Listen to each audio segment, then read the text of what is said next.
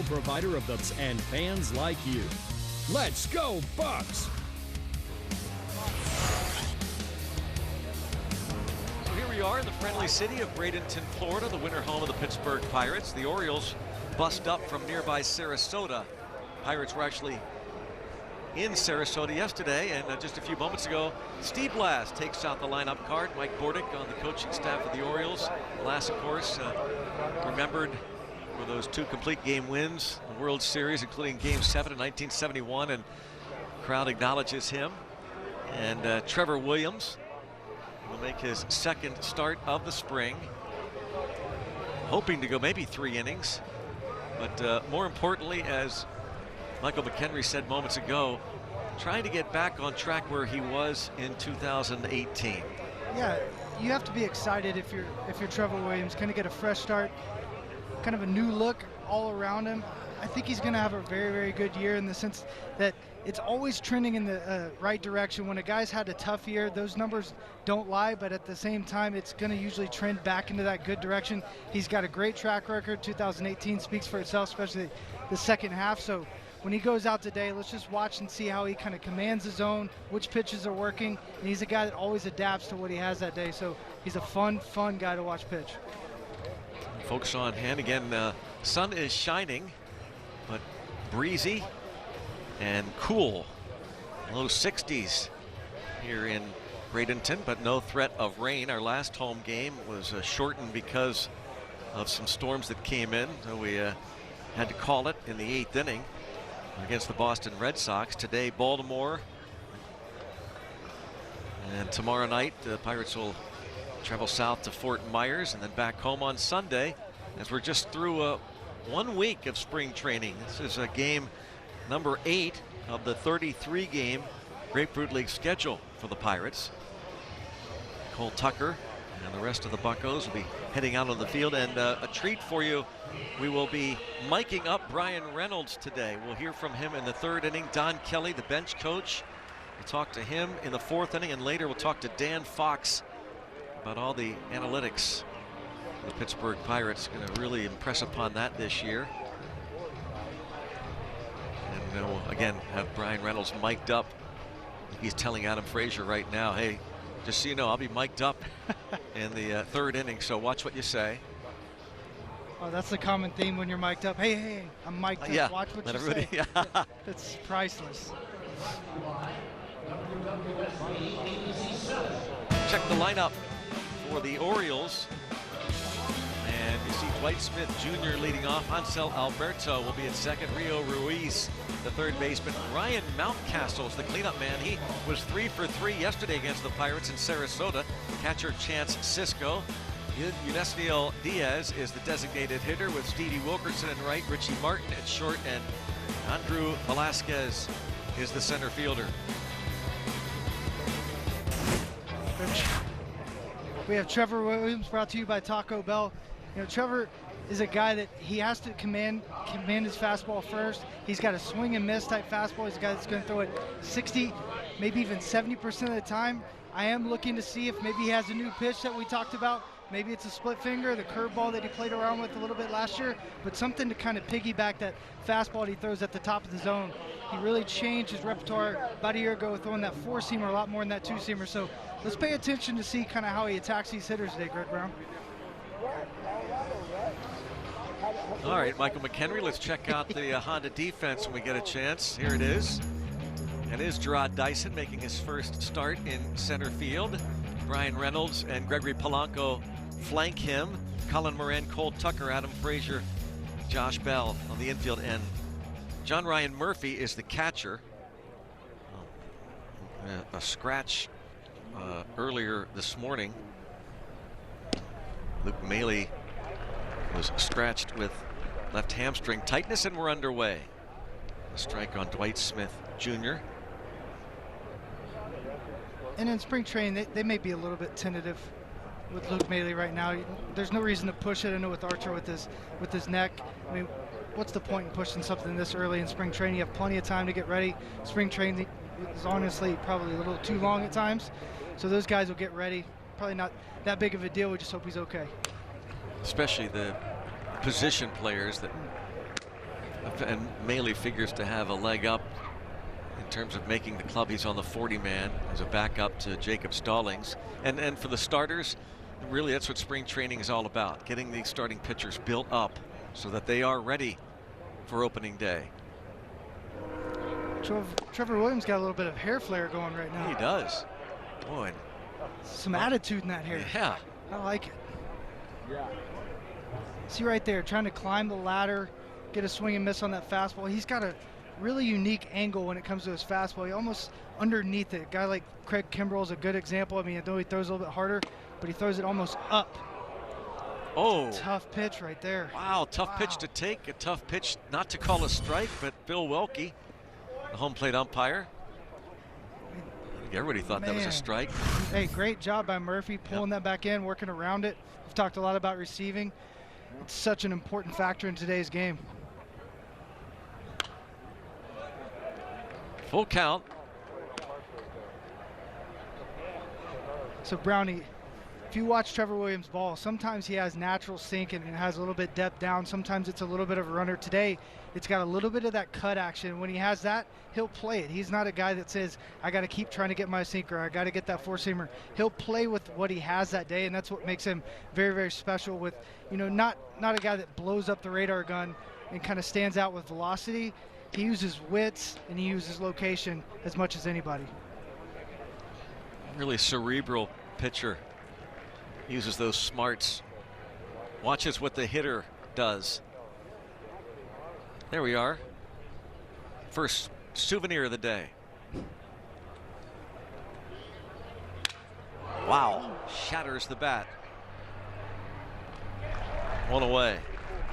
Some nice little kindling right there. Oh, Hit the ball off his knuckles. man.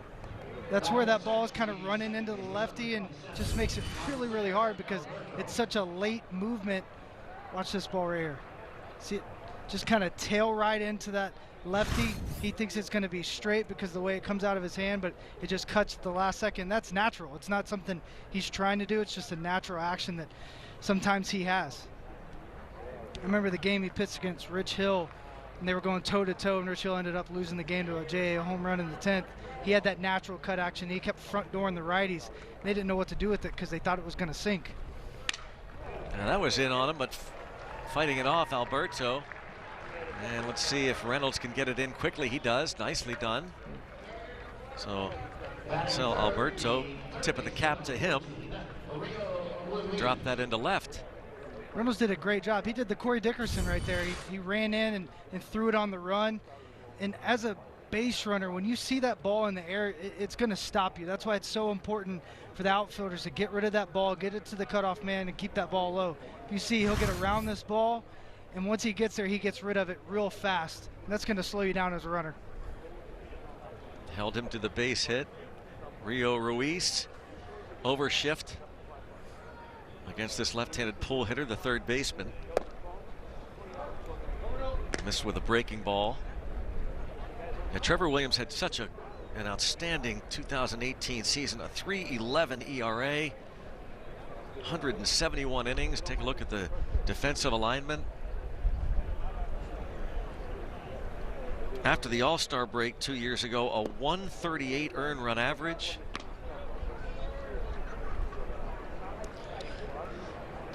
Two balls, no strikes to count on Ruiz.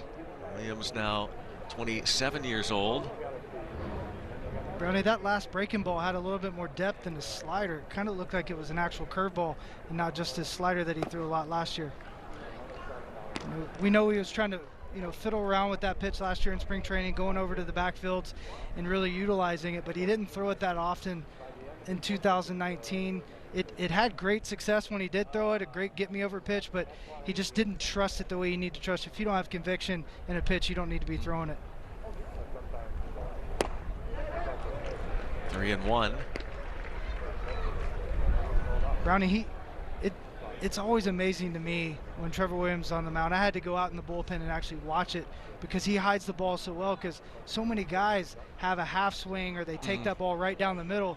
And it's just a different type of fastball. I mean, it gets there quicker than it seems to, from the naked eye.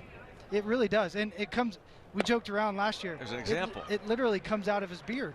It just like pops out at you. He hides it so well, and all of his pitches seem to go almost in a great tunnel together. He's one of the best on the team at disguising his pitches in a tunnel in almost every sequence he throws.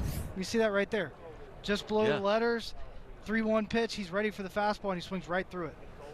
The scoreboard showed 94. That's not bad. And 3-2, and the runner takes off at 95 miles an hour, says the scoreboard. And Reynolds fights that sky and drops in for what will turn out to be a base hit, a Florida base hit. Yeah, the elements can get you sometimes. We saw the wind yesterday in Sarasota. It kind of took a couple different balls and kind of messed up the communication. Ball fell in Bermuda Triangle that extended the inning. But, you know, the elements in spring training, I always say, if you can catch a pop-up in Arizona and Florida during spring training, you're going to be set throughout this year. You see him right there. The sun's getting him. He's got his glasses on. He's got his glove up. And he just literally couldn't see the ball. I'm sure it looked like an orange dot there for a minute. Boy, how helpless you must feel. Oh, it's the worst feeling, especially, you know, you give up that base hit. You just pray that nothing scores because it's on you. And you feel bad for your pitcher because it's on. In the scorebook, it looks like a hit. And he didn't hit that ball hard. Williams got it in deep on that left-handed hitter right there. Mountcastle, Ryan Mountcastle. Had the big game yesterday, former first-round pick 5 years ago. Hit 25 homers at AAA Norfolk for the Orioles last year. Those are big numbers in Norfolk. That's not an easy place to hit.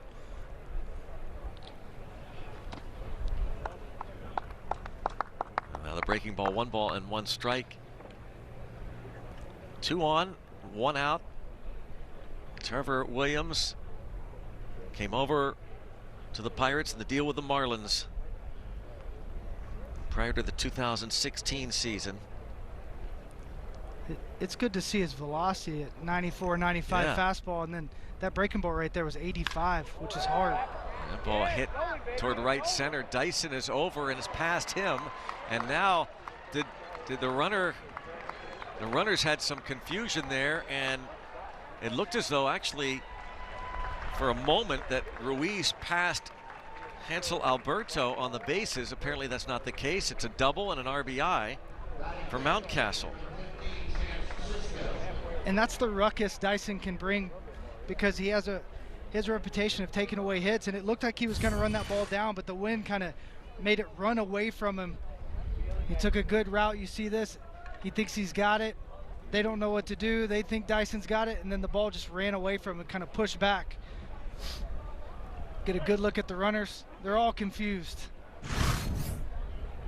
That's early in spring. A lot of things will happen that you'll never see during the season. They happen in spring training. That's what you want to do. You want to try to live and learn right now. Mountcastle was a thorn in the side of the Pirates yesterday. Ruiz to third as he reached on the pop-up that was lost in the sky. And so Mountcastle doubles in a run, and here is Chance Sisco. I don't know if Mountcastle's gotten out this spring yet. He's been on fire.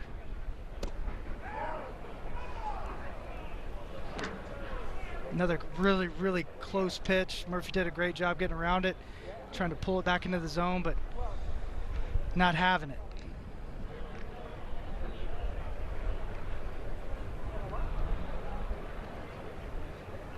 Infield shortens up. And a wild pitch will bring home Ruiz. It's tough. When you're out on the mound right now and things don't seem to be going your way, you just have to find a way to slow the game down. Maybe somebody has to run out to the mound and use a visit just to make sure Trevor Williams just takes a deep breath, just worries about making one pitch at a time. And right there, Murph was just a tick late. And when you're late, the ball's always going to bounce off of you hard. You have to be there early, kind of cut that distance down, especially on the off-speed pitch right there. But you see it hit that shin guard right off his knee and took off. And he made some incredible blocks yesterday, so that kind of surprised me. You know, but you're getting to know these guys. He's probably caught Trevor Williams maybe one time in a bullpen, and it's completely different once you walk out on the field and you're underneath the lights. So now 3-1 as the run scores on the wild pitch. Mountcastle to third and the infield in. And now maybe some frustrations here from Trevor Williams. You know, he had that good pitch to Alberto.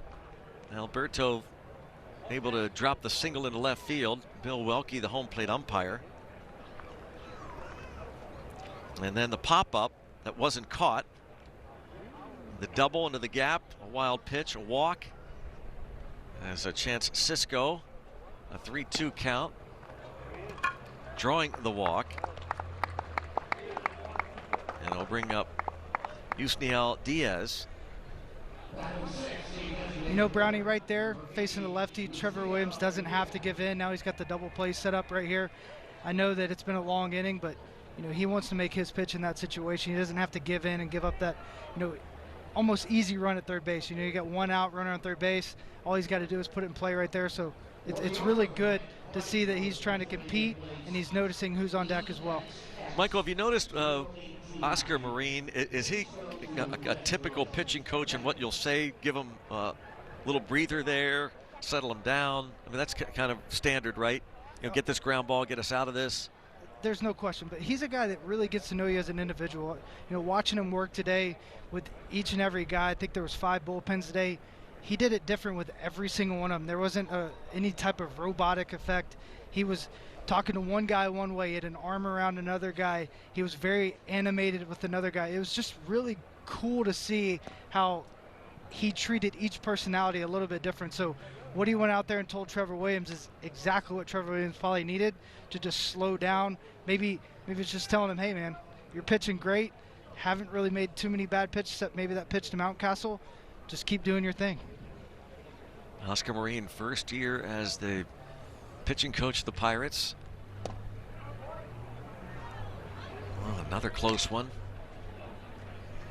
2-0 on Yusniel Diaz, who came over from the Dodgers in the Manny Machado deal toward the end of the 2018 season. You see his numbers, Double-A Bowie, the Eastern League.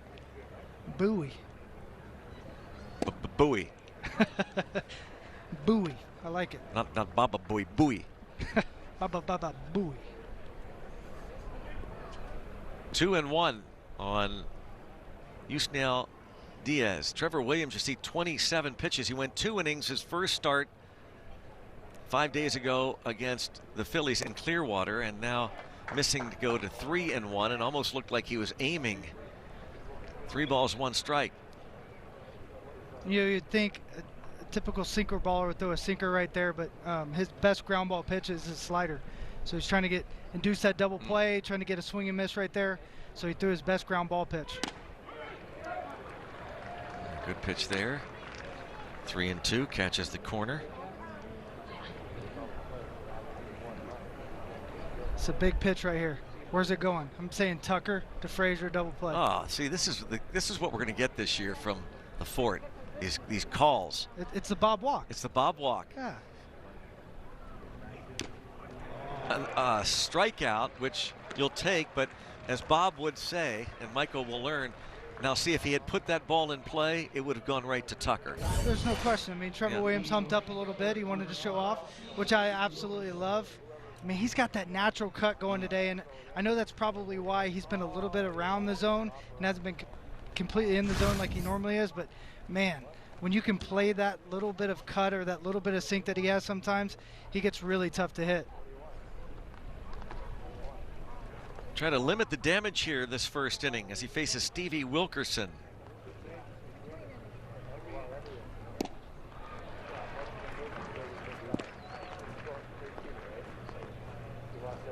And that's what you want to see during spring training. You want to see him have that electric finish to his fastball, getting those swing and misses, belt high, maybe a little bit higher, and just see that he's growing start after start. And if you're seeing that, you're seeing what you want to see in Trevor Williams. It's another one of those little bit bigger curveballs. That's a curveball right there, and it looks good. It's got good tilt, it's got depth. He played it right off the fastball, so it's a great sequence. I'm sure it was really hard for the hitter to see that out of his hand.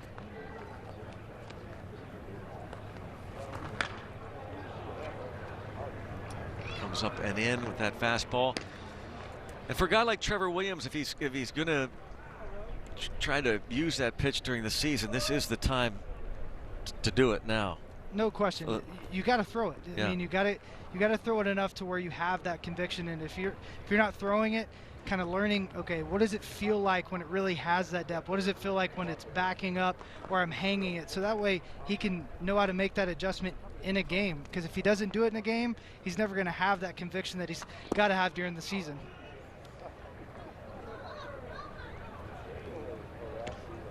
2-2, missing in the dirt.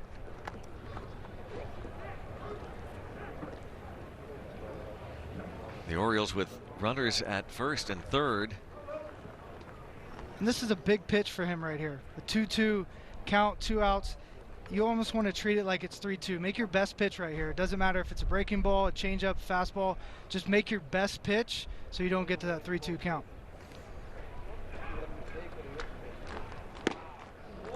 And unfortunately gets to it, and with Nick Mears up in the Pirates bullpen. Trevor Williams at the pitch count creeping up. Trevor Williams has no panic though. 2-2, 3-2, it doesn't matter. He's trying to make the best pitch he can every single time. It's one thing you can say, he's never lackadaisical when he's out there.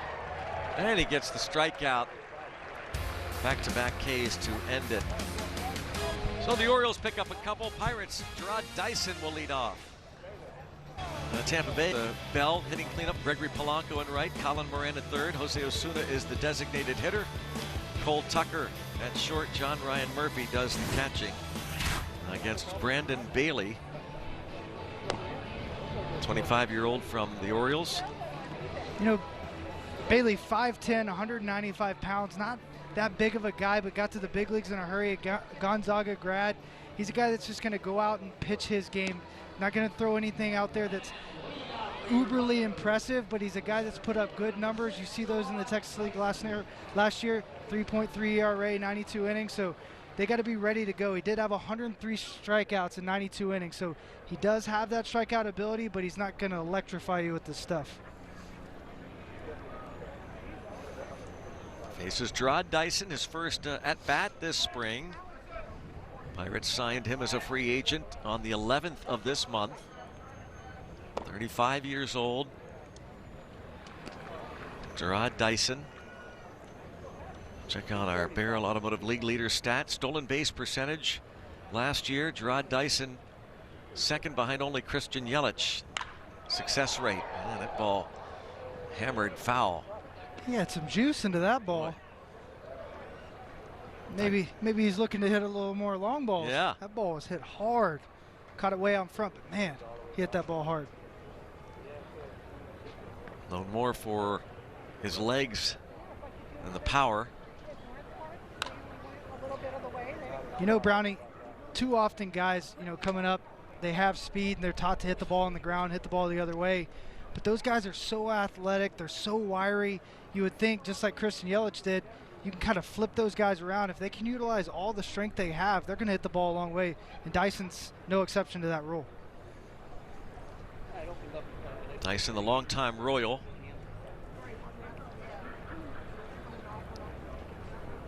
I remember playing against him in Double-A and watching him run in the outfield. How many hits he'd take away, running down balls in the gap. It's amazing to watch those guys hit that other gear. Parts of 7 seasons with the Royals, including a couple of trips to the World Series. You know, Brownie, I probably had 3 gears. Guys like Dyson have like 7 to 10. Just depends on the day. And he just keeps shifting up. When I got to gear 3, I was like a diesel engine. That was about all I had. 3 and 2. How many gears now do you think you got? With the bad wheel. wheel. Surgery. After the bad wheel. I don't even know if I have a gear right now. I'm on a tricycle. Just putting along. Working on his rehab while doing some color analysis. This ball slapped foul. He's excited for that first at bat out in front of everything, but man, what a good at bat for your first at bat in spring training. Working it to 3-2, He's hit 2 bullets foul. That one just foul, almost hugging the line. Just shows how quick his hands are. He has been fun to be around in the clubhouse. He has really brought in a different perspective, a veteran presence. Another bullet foul. If we were playing cricket right now, he'd be an all-star. Bouncing it off that netting down the line. Gerard Dyson. Last couple years with the Diamondbacks. And popped up on the right side. And the catch is made. Gonna need 2 hands today. Make those catches. There's no easy pop-up today. With the wind, the sun, there's a little bit of every type of element right now. There's even birds out there that you got to worry about. Ryan Mountcastle, there's that breeze kicking out toward right. Check out the rest of the Orioles defensively. You saw Ryan Mountcastle glove that pop-up. Hansel Alberto at second. Richie Martin, the shortstop. Rio Ruiz at third. Dwight Smith is out in left. Andrew Velasquez, Stevie Wilkerson center and right, and Chancisco catching. Now Brian Reynolds hitless in 6 spring training at bats with a walk. And if you talk to him, he's got no panic in his voice. I mean, 6 at bats, it's pretty much nothing when you look at a whole season of at bats. He'd be 6 for 6 and he'd be the same. There's no question. And that's what you want to be. You want to be able to kind of have that even kill and not ride that roller coaster, because this game can get really humbling really fast. If you're riding a roller coaster, those emotions can take over and honestly just kind of ruin your day, ruin your year. So you want to make sure you're in check all the time.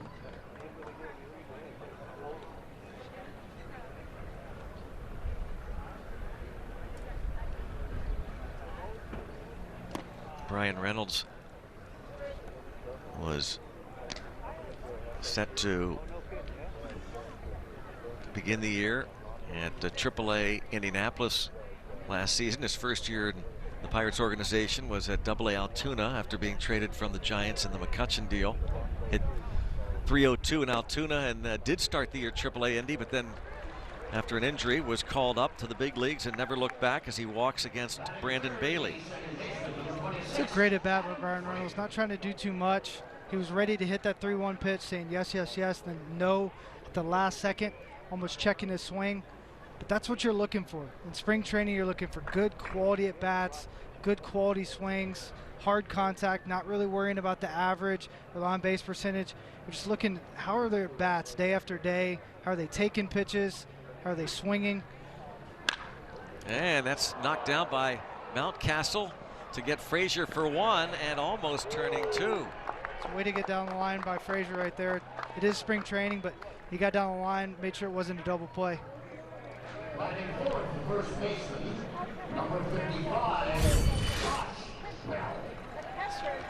This ball almost ate up Mountcastle. He had to fall down, block it like a catcher. You see Frazier head down, going as hard as he can, making sure that you extend that inning. In the National League, that's so important because you can turn the lineup over because of that real quick.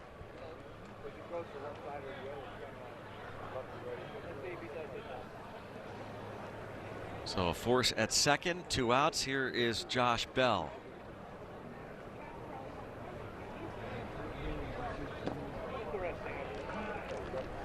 Early on, 0 for 7 with a walk this spring for Bell, who had drove in 116 runs while hitting 37 home runs last year, All-Star season.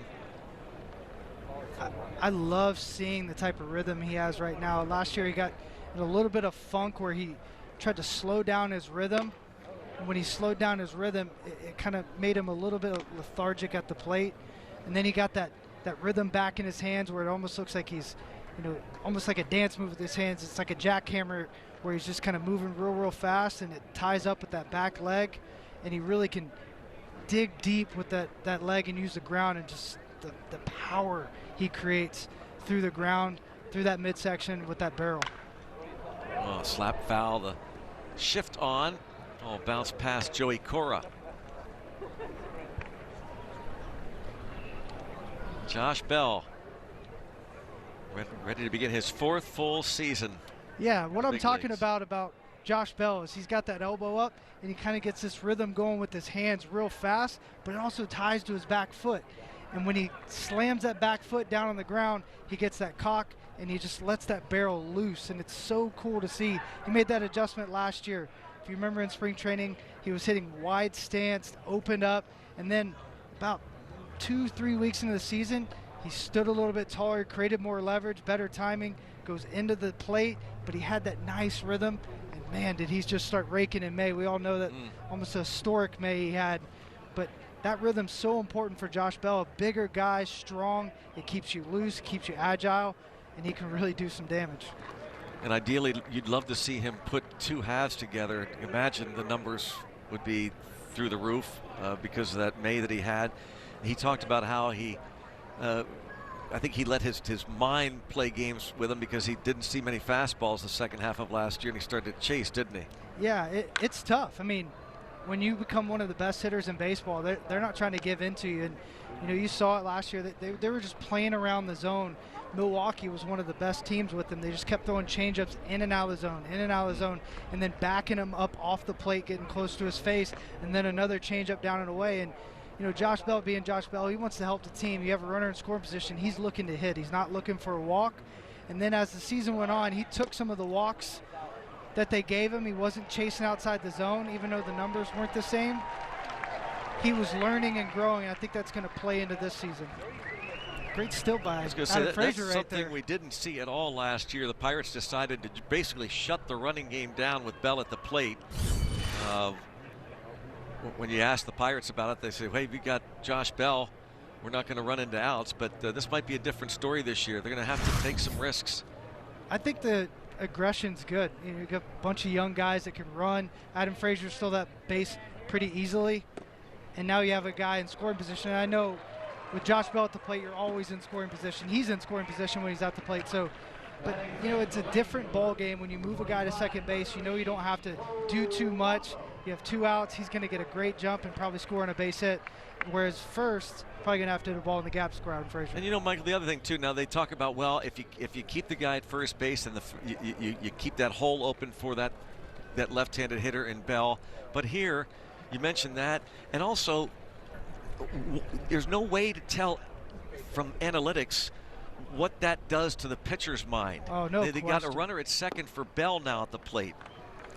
There's no question. I mean, does that make the pitcher miss up with his fastball? Is he going to try to work a little too quick, and then his mechanics get all out of whack? He spins a breaking ball and hangs it to Polanco this at-bat. There's so many things it can do mentally to a pitcher. It can also play a little mind games with the catcher if he's not ready to throw at all cost. Oh, hit high to right center, and on a normal day with the wind gusting out, that might have a chance to get out, but Polanco just missed it, and the Pirates strand a couple. After 1 at Leak. 2-0 on Robbie and Smikowski. Well, Jarrod Dyson has a constant reminder every time he takes to the field of those who had some of the most profound impacts on his life. And you can tell when you look at the side of his glove, he has stitching on it that says, "My Angels," with a heart on it. It says R.I.P. Granny, R.I.P. Uncle, R.I.P. Dad, R.I.P. Audrey. His grandma Golda Dyson passed away 2 years ago at the age of 79. Jarrod credits her for his perseverance. His uncle Willie was known as T-Boy. T-Boy lived with his grandma, lived with Dyson's grandma, and they watched Braves games together when he was a kid. Now, Dyson did not have much of a relationship with his father at all. His name was Cleo. Cleo passed away in April 2007, but Jarrod did go to the funeral out of respect for his father. Audrey was a very close friend to Jarrod, like a sister, a backbone of his family. She passed away during spring training back in 2012. And he said, "Hey, they're my inspiration for playing this game each and every day. So when you see the back of the glove and the stitching and wonder what it is, there is the story behind it." Greg and Michael. All right, thank you, Robbie, for that. As we'll watch Jarrod Dyson patrol center field this year for the Pirates. How cool is that, by the way? Yeah, very neat. That's so cool. Yeah. Carrying his loved ones on his glove to honor them. Bounced and off the glove of the third baseman, Colin Moran, and into second base goes Richie Martin. tough outing for Williams right now. I mean, it seems like everything's kind of bouncing the wrong way for him. It's just not a typical outing. It's bad luck, some unfortunate, and that one just finds a hole and just runs away from Moran. He almost got there, but man, just kind of dove right over top of it a little bit. It's almost off the stitching.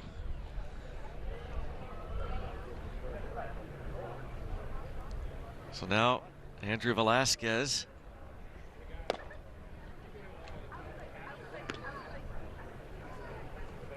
That first inning, leadoff man who's now on deck, Dwight Smith, grounded out. And then there was a base hit to left, a fister by Alberto, and then the pop-up by Ruiz lost in the sky. And once again, you're looking for how's his stuff, how's it playing, and they're not having hard contact. So his stuff's playing good. He's around the zone a little bit today because his fastball's straight at times, it's cutting at times, but the stuff's there. I mean, it looks good, it's sharp.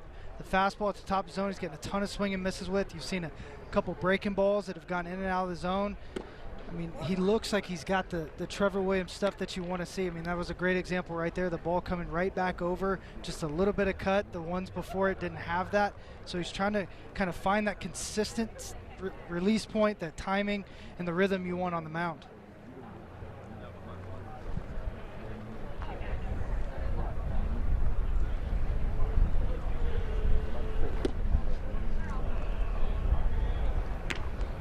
Goes to 3-1 on Andrew Velasquez. And two, Brownie, during spring, going back to what you were saying, is like you have to throw things to find that conviction. I mean, right there, he throws a 2-1 changeup. You know, the way his fastball's been playing, I would assume during season he's probably going to overload guys with his fastball in these types of situations because that's what he typically does. Another good example, I mean, he probably was saying, I'm going to try to pick someone off second today just to practice it. I mean, you know, the guy's not that far off, but you got to work on these things in spring training. If you don't work on them in spring training and then they come up during the year, you have just that slight bit of tentativeness in your brain. That's where mistakes really can pile up.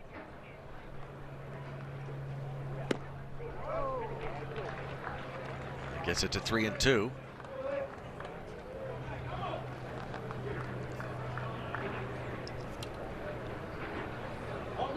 Stephen Brault out on a backfield there. He is scheduled to pitch at some point later. We saw Nick Mears up again for a second straight inning. Would be brought in to finish up an inning, and there's ball 4. Oh, more frustrations for Trevor Williams. And they'll bring out Derek Shelton. He'll make the pitching change now. Hey, we invite you to choose any 6 games throughout the season by trying out the 6-pack ticket plan. Lock in the big games now, including opening day against the Reds on Thursday afternoon, April the 2nd. And of course, the Pirates playing the American League East this year. So the Yankees and Red Sox are coming to PNC Park along with the Blue Jays. And you won't want to miss the Dodgers, the Phillies, Cardinals, Cubs, the defending World Series champion Nationals, and the rest. Pirates.com/6-pack. So that will be it for Trevor Williams. And we will be back. Baltimore. And the new Pirates pitcher is Nick Mears facing Dwight Smith Jr. There's a lot of buzz going on around camp about Nick Mears. What a story. What a story. Popped up, and the infield fly is called, so the batter automatically out. Caught anyway by Colin Moran. This Pirates pitching change is brought to you by Sheely's. The new Pirates pitcher, yes, Nick Mears. Quite a story because he was undrafted. Pirates signed him in August of 2018, really as a way to cover for some injuries for their short season West Virginia club. Came out of Sacramento Junior College and found himself pitching at Double-A last year when all was said and done at Altoona. Most of the season, high A ball Bradenton here at Lecom for the Marauders. Runners take off. Murphy's throw down off the glove, it looked like, of Moran, and a double steal. It's a great throw by Murphy. Moran trying to catch it on the run, but man, what a great throw. Anticipation. He had that body moving well, going towards third base. The Orioles pushing the envelope. Murphy was ready. Just tough luck for the Pirates right there. And going back to Mears, he also got to go to the fall league against some of the best prospects in all of baseball and didn't have an ERA. 8 games, Boy. Didn't give up a run. That's impressive. You just never know what you might find. This guy, complete unknown before bursting onto the scene last year. He pitched in only 3 games at West Virginia, finishing up the season, and began last year in low A ball Greensboro.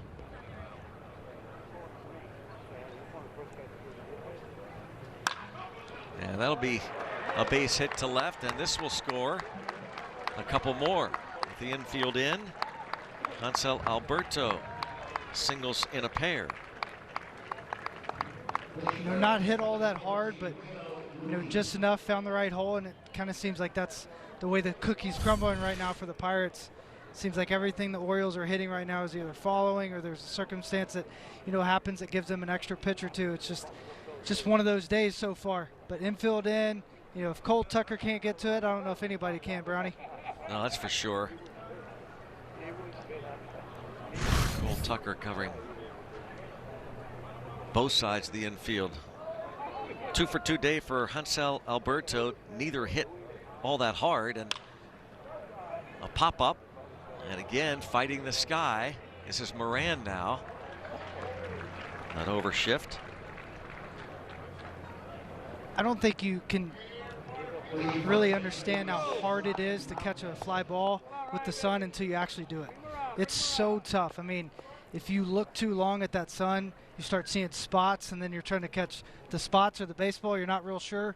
So it's very tough, and the only real opportunity to practice it on a consistent basis during spring training. And then you're kind of floating around to different stadiums, and depending on where you're at, you don't know where the sun's going to come in at. Add the wind element. Let that come into play, and you got yourself a dicey situation here. And you talk to veteran outfielders. Andy Van Slyke always said this was the hardest place to play in all of baseball. I'm talking about a perennial Gold Glover, as Nick Mears misses with the breaking ball to Ryan Mountcastle. Trying to figure out a way to get this guy out. This is it. This is going to be the time we get him out. I mean, he's just been absolutely in fuego.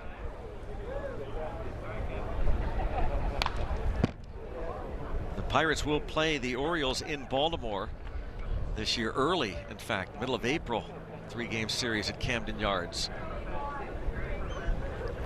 Orioles lost 108 games last year, 54 and 108. Brandon Hyde, the manager of the Birds. And nice work there from Nick Mears. That was an impressive outing for Nick Mears. And we'll go to the bottom of the 2nd inning. The Orioles pick up a couple. Does not appear to hold Luke Maile out for any extended period of time, perhaps not at all, only today's game. So that, Greg and Michael, is why John Ryan Murphy is getting the start today. Luke Maile original lineup, but the left hamstring tightness kept him out of it. Hopefully he's able to go the next game tomorrow for the Buccos. And as Michael said, Robbie, this time of spring, this early, not even a week has passed. Certainly don't want to take any chances. Luke Maile, who has had major league time in with the Tampa Bay Rays and Toronto Blue Jays, was signed to a major league contract as a free agent in the middle of December and figures to back up Jacob Stallings. There's Derek Shelton, Pirates rookie skipper. And Colin Moran will lead things off against Brandon Bailey. Moran 2 for 8 in the early going this spring with a walk. I like right there that he was ready to hit that fastball. I mean, a lot of times a long inning, you expect a guy to come up and take, but you got to be ready to hit nowadays. There's so many strikeouts in today's game. You want to be able to hit that pitch that you can handle. You don't want to just give in and give them a freebie.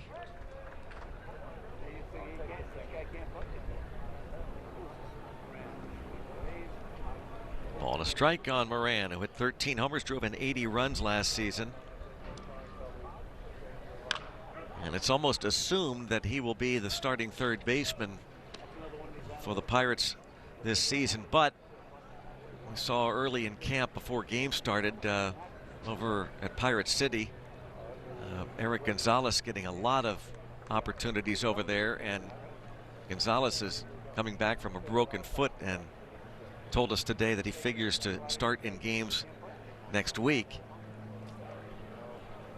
And that's the thing with this Pirates club, going back to signing a guy like Luke Maley and the other defenders they brought in, and Gerard Dyson in center. Looked like they really want to shore up that defense, and though Moran has worked so hard at it, the defense is going to be absolutely critical to this Pirates team this year, because they're likely not going to outslug anybody, so they're going to have to keep the games close, playing solid defense with good pitching, smart base running, good fundamentally all the way around.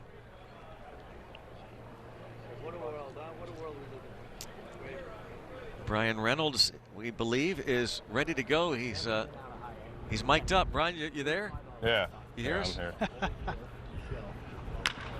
And this will be the first out. Well, Brian, we're just talking about the conditions here. We've talked about how over the years, and this is an old historic ballpark, but you can talk to some of the players who've roamed the outfield. They'll say this might be the toughest ballpark in baseball to play. What is it like here? At Lecom? Yes.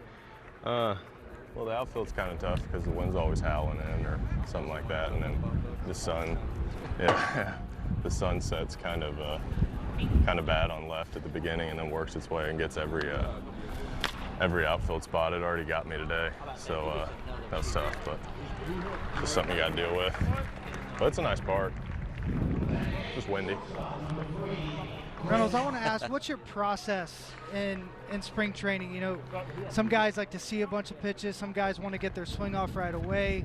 I know you don't have much panic in your mind, but what's your approach? I mean, you just had a great at bat, worked the count, ended up getting a walk. Do you have a typical approach you come in with spring training? Spring training, I'm trying to get my eyes locked in again and get my timing down, because it's been 4 or 5 months since I've seen a pitch. Just trying to get that dialed in as we get going, and once that clicks, then we'll be where we want to be. But it takes a while. Cole Tucker lines one to, well, he'll grab his glove with Brian Reynolds, and we'll talk to him when he's out in left. Mic'd up for us. We'll hear from Brian Reynolds out in left field when we come back.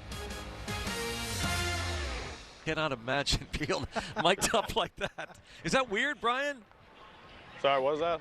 Is it weird having that mic on like that? Yeah, I'm not really sure what to do right now. We're not either. I don't know how I'm supposed to focus on the ball that's getting hit to me. Well, we'll shut up if the ball's hit to you. Yeah, definitely never done anything like this. So we'll check this one off of the to-do list. Brian Reynolds out there in left warming up with Gerard Dyson. Did you let everybody know you're? Well, of course they could see you're mic'd up, I guess. Yeah, I gave him heads up. Had to give him a little warning prior to. It's an unwritten rule in baseball. You have to give them a warning. Yeah. Yeah, Kevin Newman didn't do that very well earlier.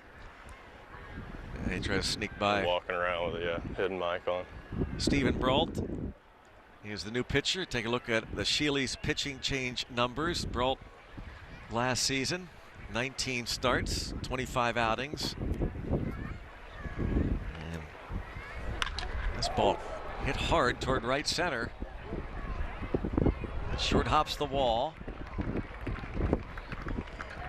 And a double for Chance Sisco.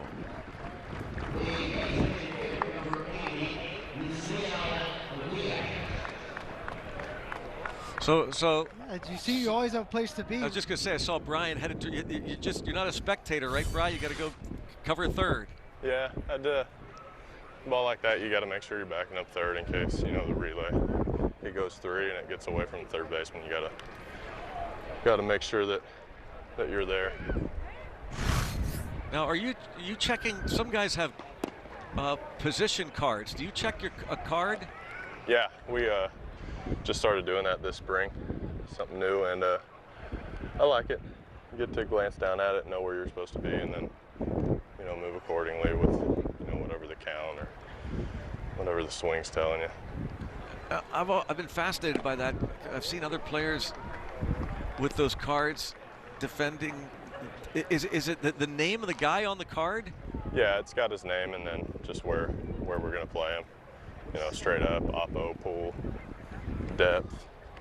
The depth is kind of doesn't really matter on a day like today with the wind howling in, but man, we can hear that wind picking up too on that mic. That's yeah, wild. It is wild. What about that? When it's windy like it is today, it's sunny like today, is there things you try to do to combat that by any means? I know you're wearing your glasses, but do you maybe shift a different way, or do you try to get a first step in since it's blowing in? Yeah, I'll play a little shallower when the wind is blowing it in, obviously. But in terms of the sun, we've worked on it a lot, just trying to get around it or use your glove to block it. I had a ball in the first inning that I didn't do a great job of, getting around the sun on. But, spring training and get used to the sun just like you're getting used to a fastball coming at you.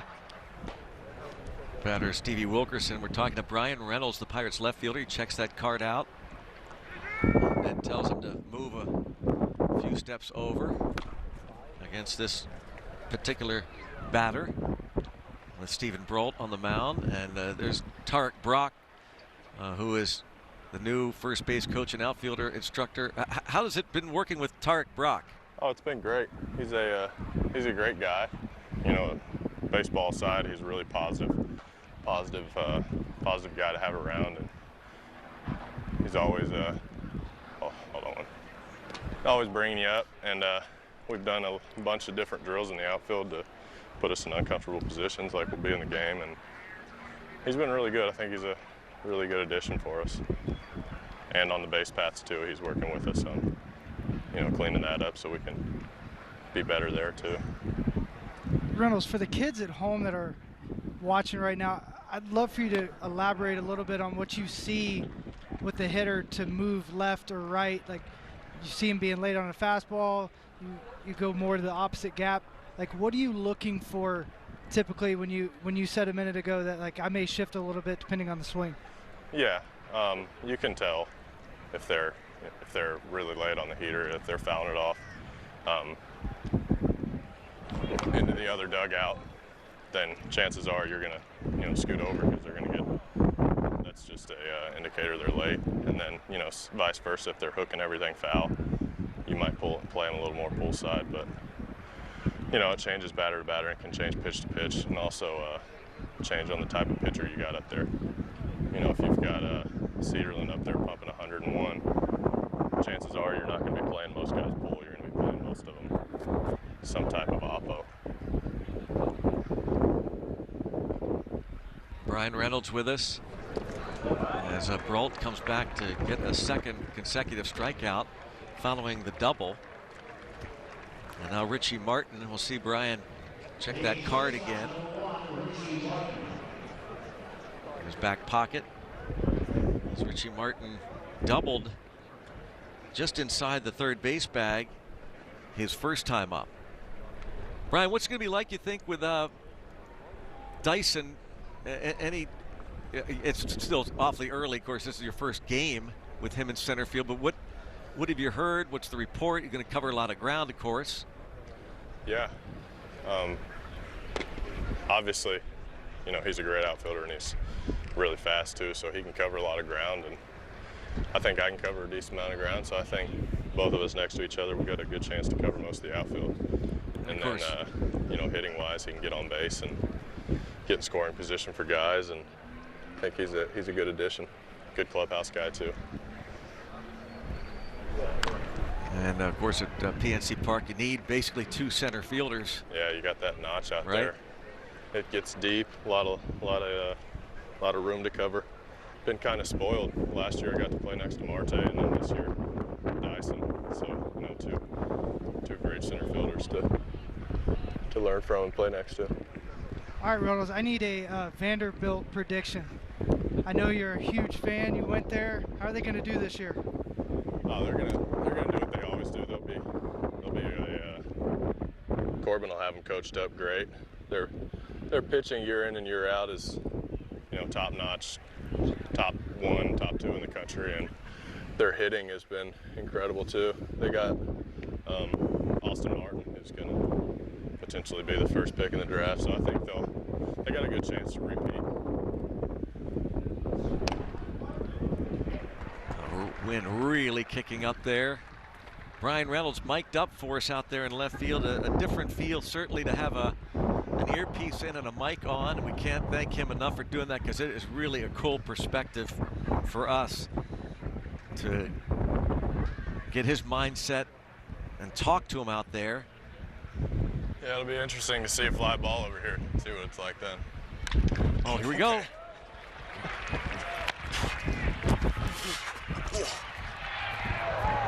Oh, good try. The run scores. Just a bit off. That's wild. That is wild to That's see wild. that. I mean, I wanted to talk to you during that was crazy. We're going to watch it again and listen.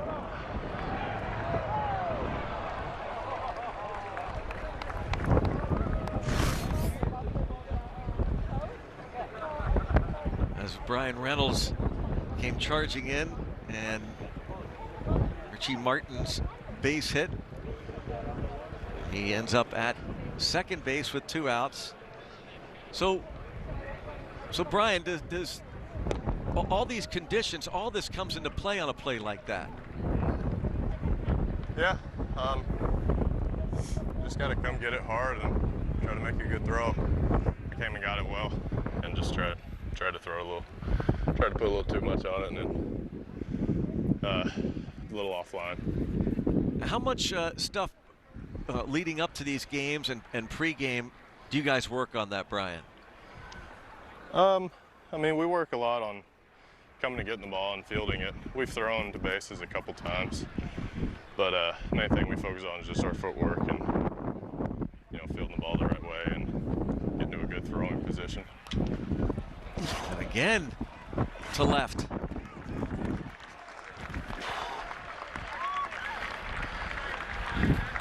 So Brian, when you had Dickey here last year, and one thing he did is he got rid of the ball really quick. And early on in this ball game, you got around the ball and got it in real fast. That's something you learned from him, and something you're going to try to implement a little bit more this year? Yeah. Worked on that with Corey a lot, actually, making throws like that in BP, because the faster you get the ball out, the faster the runner will shut it down. So just another advantage to have. Kind of out of breath. I mean, unbelievable how we get an opportunity to watch Brian play left field and talk to him. Really wild. Dwight Smith Jr. at the plate with a couple in, a couple out.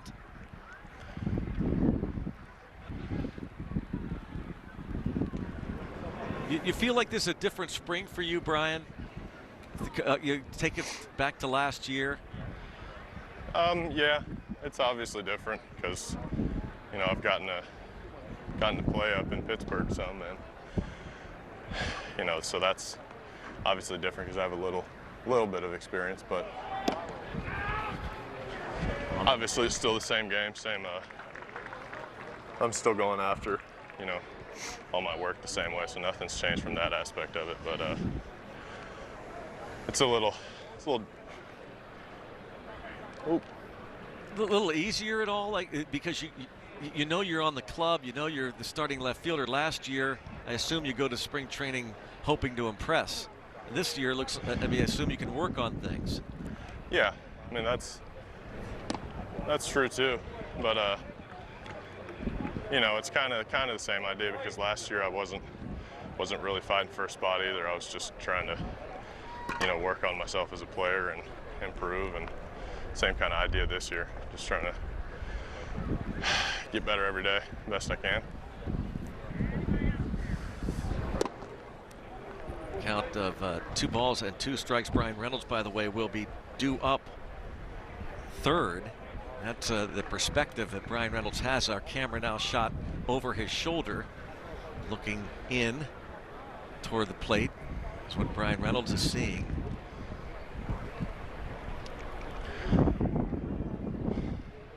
Reynolds, is there one thing that you came into spring to focus on? Like maybe it's, you know, a certain count when you're hitting, maybe it's an approach, maybe it's something in the outfield. Is there just that one thing you really wanted to try to focus on and get better at this spring? You know, just putting myself in good counts, hitting, and then when I get a good pitch in that count, to really not miss it and jump on it. Hey, Brian, thanks a million, man. Yeah, thank you. Yeah, thank you. Thanks. Brian Reynolds mic'd up for us. We'll see him come to the plate here in the bottom of the third. Slash Pirates and those new look Redlegs open up the home schedule. So now see what the offense can do, as the Bucks not getting a ton of breaks. John Ryan Murphy. Heard Robbie tell us that Luke Maley was a late scratch, so John Ryan Murphy, a veteran catcher in camp, faces David Hess after Brandon Bailey, the Rule 5 pickup by the Orioles, pitches 2 scoreless. And Murphy, who owns the only home run of the spring so far for Pirates hitters. He's been locked in. I mean, even a swing he took yesterday in Sarasota, he just missed it.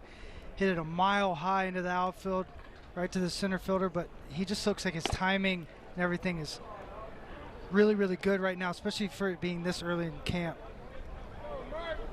See what he did last year combined with the Diamondbacks and Braves. He's a .219 career hitter. Came to the big leagues as a member of the New York Yankees. He's a Bradenton native. So friends and family, his folks, he said, going to be here just about every day to watch him, which is fun for this former second-round pick of the Yankees. It'll be out of play, out of the IMG Academy.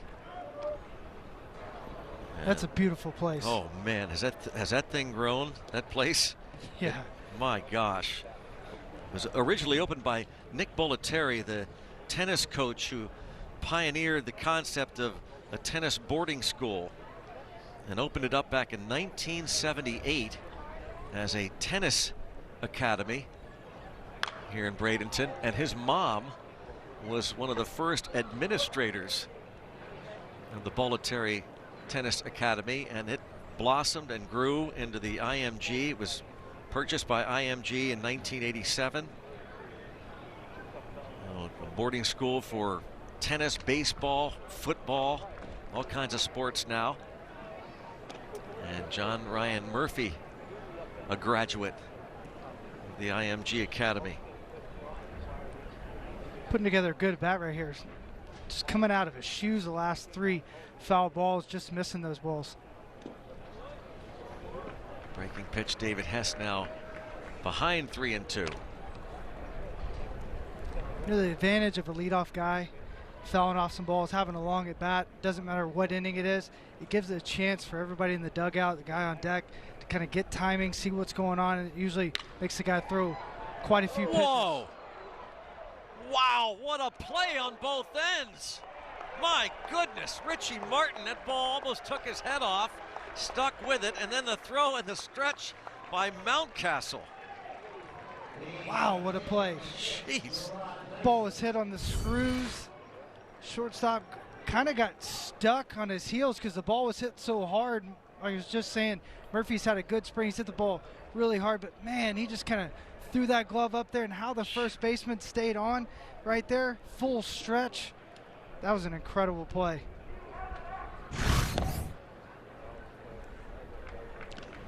I'm Almost looked like a little bit of the Matrix out there.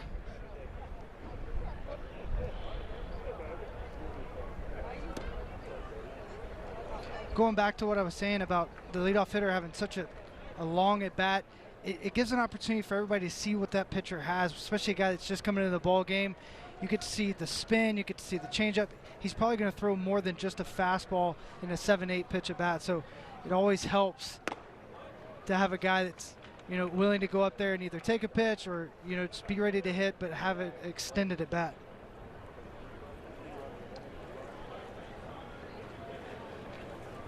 Draw Dyson's second at bat, and he will draw a walk.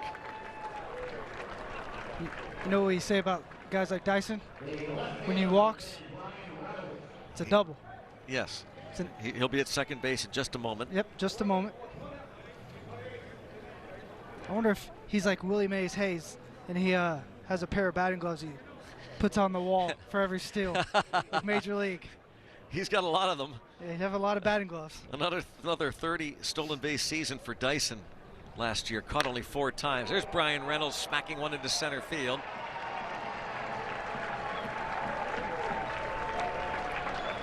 He may want to talk to us more often. Yeah. Nice little missile up the middle, a diamond cutter. I always wondered how guys hit with their sunglasses on. It's so hard to hit anyways, and then they put on the sunglasses. That just shows, you know, the ability he has. You know, he was talking about it a minute ago. He wanted to get his eyes right during spring training. That's his main focus. But to do it with sunglasses on is a whole different ball game. The depth perception it changes and everything else. It just shows how good he is with a baseball bat in his hand. Adam Frazier hit a ball to first, a hard hit ground ball, his first time up, and after the walk and the hit, Chancisco going to chat here with David Hess. Runner second base. At some point have to ask you about your thoughts about this whole sign stealing situation with Houston and apparently Boston going to have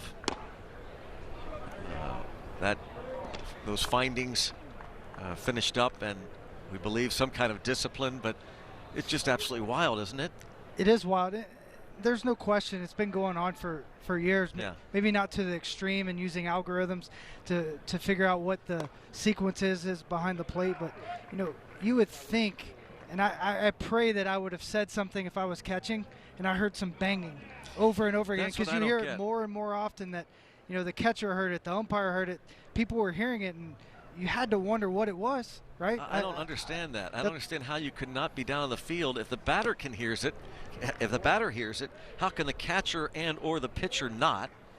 And if that's the case, because I'm hearing people being concerned that they're going to throw at Astros hitters, well, it's too late now. The horse is out of the barn. But back then, if you're hearing it, I don't understand. I can't imagine like A.J. Burnett, for example, the first guy that comes to mind. He hears that trash can being banged around. He calls timeout, or between innings, he goes to the Astros dugout and says, just so you know, guys, next time I hear a trash can being hit, the batter gets hit each time I hear the trash can get hit. And it ends it. Absolutely. That's the game, policing the game. We've talked about it before. Nobody has to step in. The players can police themselves. Yeah, it's just wild. And the ramifications it's going to have throughout the league. You know, they've already talked about taking away some of the feeds in the ballpark, which, you know, that stinks for guys that play off the bench, because you have an opportunity to run down and see what maybe a pitcher has that day by seeing him on that real-time camera. So there's a lot of things that go into play, but you wonder how they're going to combat it from now on, because, you know, it's been part of the game for a long time. It kind of waters down, you know, guys that were really good at, you know, stealing signs at second base, or, you know, seeing a tip pitch by a pitcher, whether it's by his feet, or maybe it's the way he takes a breath, or he flares his glove. But it's going to water down all those things. People are going to think you're cheating when you're not. Josh Bell second and third. Saw the ground out by Frazier.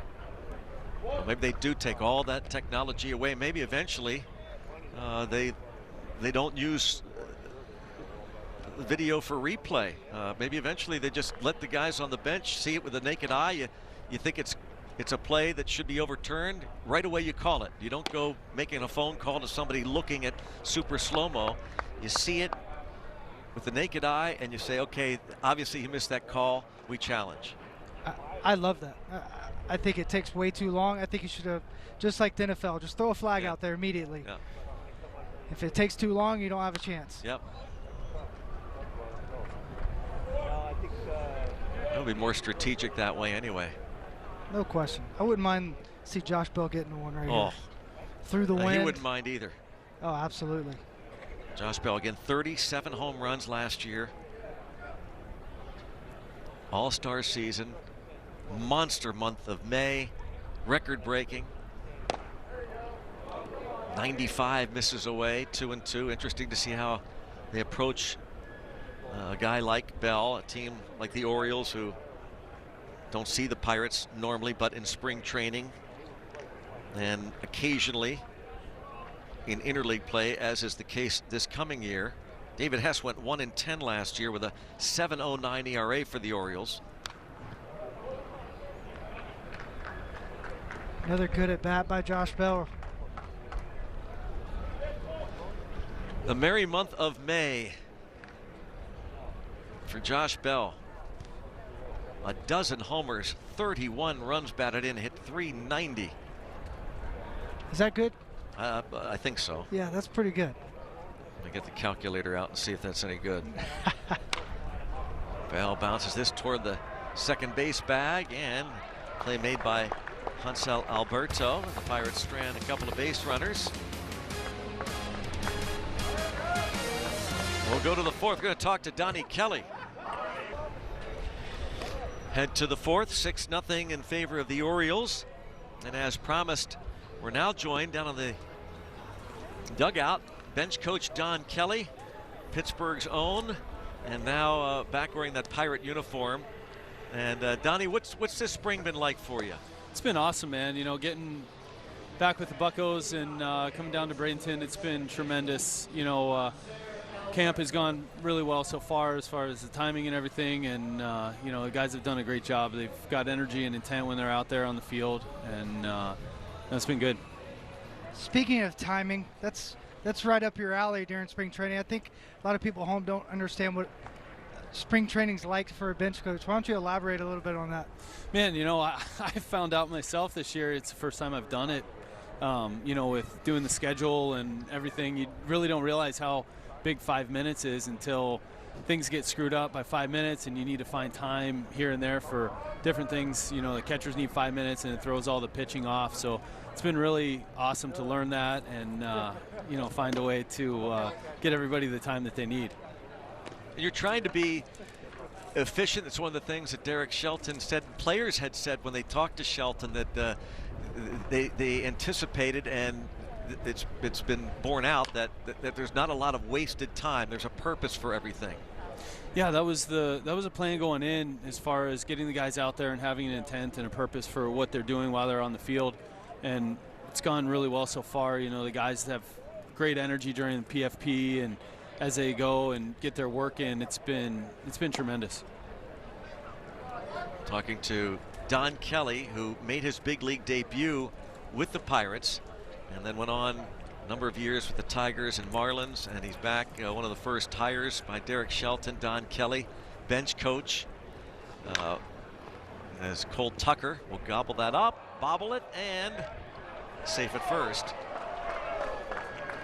What are you and Derek Shelton, aside of course from the scheduling, Don, what are you guys focusing on? We've heard him talk a lot about not only intent and purpose, but he said this the other day on the air with us about how, not that you want to encourage mistakes, but obviously that's a learning tool when you do make mistakes. It definitely is. You know, when you're going out there in playing this game, you can learn through a lot of different ways, and through mistakes is one of them. You know, when you're going out and, you know, I know that, you know, Brian will be the first one with the pop-up, but early on in spring, you got the high sky, you got wind, you got the sun, you got things that you haven't dealt with since last year. And when you're going out there and just going through that and learning and figuring out, you know, how to angle yourself and block the sun out, you know, it's just going through that stuff, and it's tough early on, but as you get accustomed to it and making those mistakes, we'd rather do that now in spring training than during the season. Donnie, I've always wondered that transition from a player to a coach. The biggest thing that I've always wondered is the evaluation side of it. How do you go about, everybody's got kind of their own way of doing it. I'd love to hear yours. How do you go about evaluating kind of what's on the field, each guy individually, and just kind of how spring's going in general? Great question, and I'm really thankful the first couple years that I was out from playing, I got to scout, and it really helped to be in the stands and get that side of it as far as evaluation. And as a player, Mac, with you catching, you were always evaluating. You were always reading swings and trying to figure out, sequences and how to approach guys when they were in the box hitting. And it's no different when you're in the stands and now back on the field. But the evaluation process of understanding, trying to see movement and just the way the guys' pitches work and how guys are reacting on the field and in the box, it is something that was different being in the stands and watching that, but I'm really thankful that I got the experience those couple years of doing that. Don Kelly, who, and there we see Blake Cederland, who's one of the guys that has gotten a lot of people's attention early this spring. But, Don Kelly back in Bradenton. Of course, he played with the Pirates for a time, and now with an office at the McKechnie clubhouse. That's pretty cool, Don. We've had a chance to actually see the office adorned with some photographs. I don't know if we have any video of it, but that's really nice. Makes you feel at home, doesn't it? It's decorated well. Yeah, it is decorated well. Shelty got me good, and walking in to see the pictures of myself up on the wall, I called him right away, but it was really cool. It's been awesome to have. We're right there connected, by a door, so just the communication lines have been tremendous to be right there. There's a lot that goes on, as far as the schedule goes, but also lineups and different things, especially as you deal with things that come up on a daily basis. And it's been great, not only to have my own space like that. Oscar comes in, we spend a lot of time at the end of the day doing a lot of prep for the next day and for the next few days, as far as nice try right there. What a play. No replay in spring training. No, but hey, that was a heck of a try right there. But as far as like the office and the communication between Shelty, myself, Oscar, and everything that goes on in that, it's been great to have that space. I'm really thankful for it.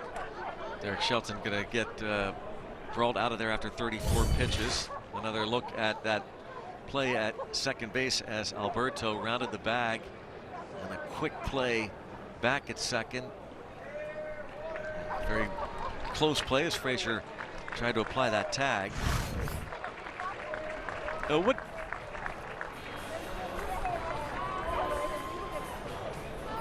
And we'll be back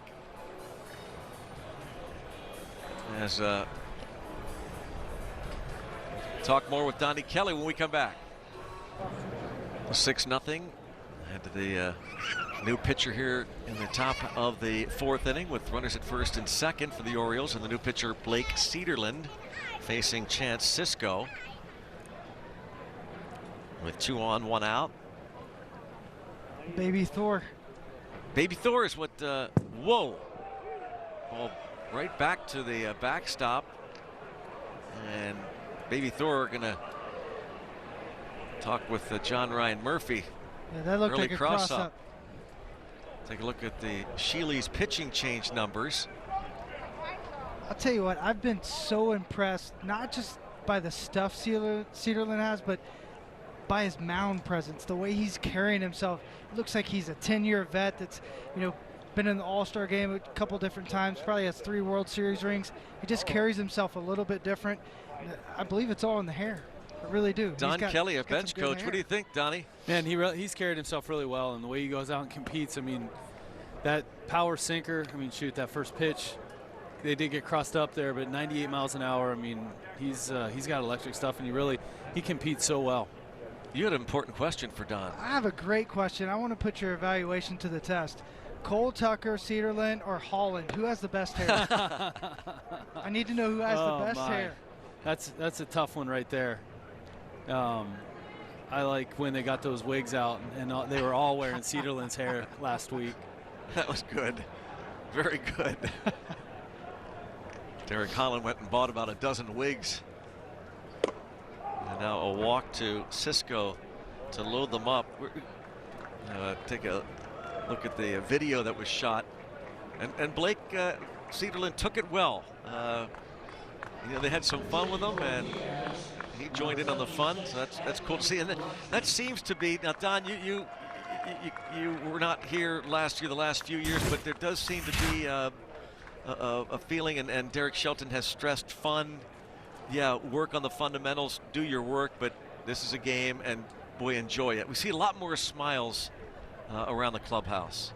That's good. You know, it is. It's a tough game to play, and to come out here, you got to have fun and you got to compete. And as we go out and go about our business, and the guys have, when going through the early work, the early days in camp when we were having the PFPs and the rag ball drills, and then mixing in the fundamentals with the position players once they got into camp. You know, the guys, there was a lot of energy, there was a lot of intent in what they were doing, and you know, it's been fun, you know, watching these guys get after it.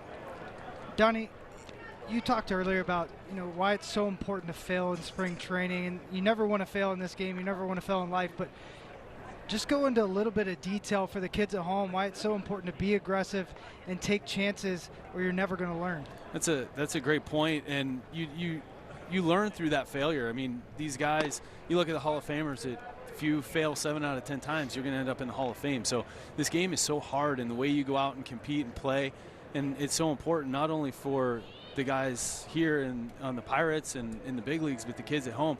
Go out there and just have fun playing the game. Let it all play out on the field, and that you know, fear of failure is a real thing, and just going out, wow, boy. 91-mile-per-hour changeout. That's pretty good. That's unfair right there. It is. But yeah, just going out there and having fun. I mean, it's you see the things that happen, and you know, whether it's an error, whether it's giving up a big base hit, everybody wants to be the guy that comes up with the big home run or the big strikeout. And you know, the more that you get out there and play, these guys are going to do that. But you can learn a lot through failure, and you can learn through, you know, failure on yourself and watching other people go through things and being able to learn from that. It's a lot more fun to learn from success, but learning from that failure is part of it. Don, what kind of a manager do you think Shelton's going to be? Aggressive? The teams often take on the personality of their managers. What do you think?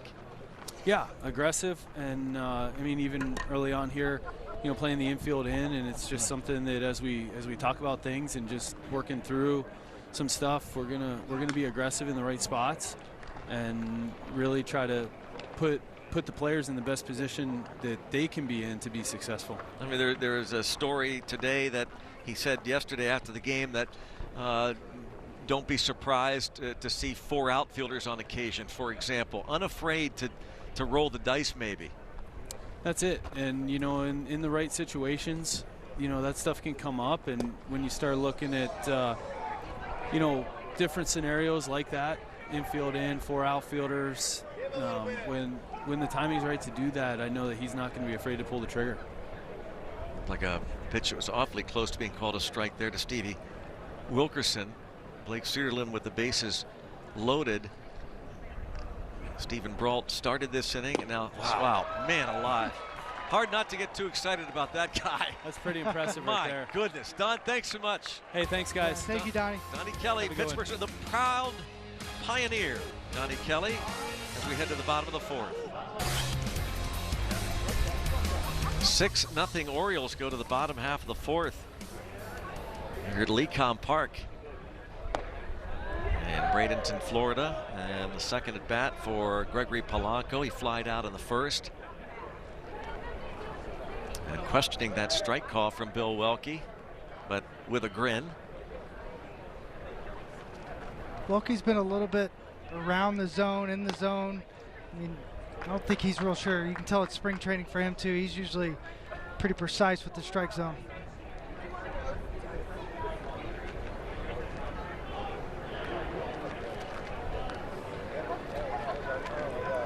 Now, Brownie, you'll see Polanco, he'll start out with this leg kick, and if he gets to 2 strikes, he's been going to a 2-strike approach, which I love, where he just barely picks up that front foot and puts it back down, shortens everything up, and being such a big guy, that's so important. kind of just be able to cover the entire plate but not try to do too much. Right here, he's got 2 strikes. Right here, spread out a little bit.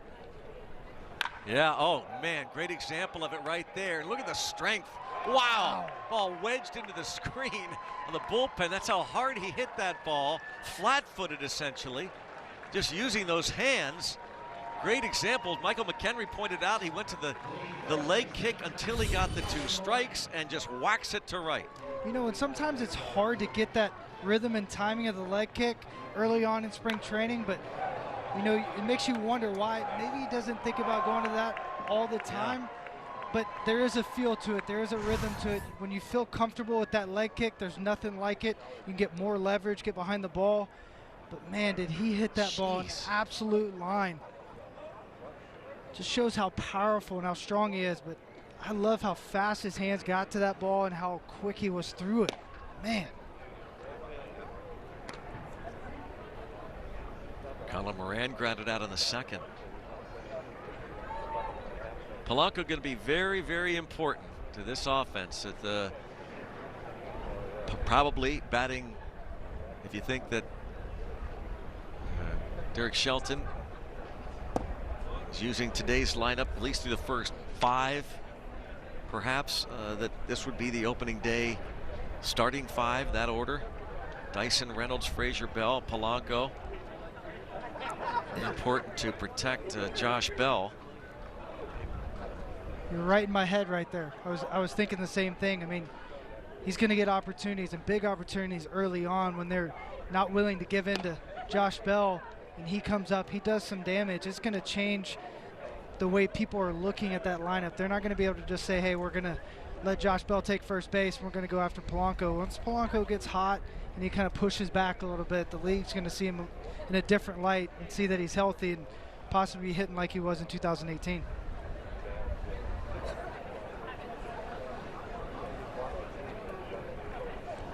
A 1-2 count on Moran, who drove in 80 runs last year. He liked his steak last year. I mean, he did. He loved the steaks. He was eating often. Yep. Whenever there was a runner in scoring position, he seemed to get his knife and fork out. Wow, chased. Went up for some cookies. Take another look at the Polanco double. Simplified approach. I mean, just how hard he hits this. I don't think you can even explain how hard he hit that. Look at the extension through the ball. I mean, just so simple the way he just shifts his weight back, picks up that heel, puts it back down, and just gets that barrel to the ball so nice and easy and just fluid follow through. It's a pretty swing. Jose Osuna takes a strike with the breaking ball. He bounced out his first time up against Brandon Bailey, and now David Hess, his 2nd inning of work for the Orioles. I think Osuna's going to go shopping. Oh, really? I do. He's going to look for that 10 pin?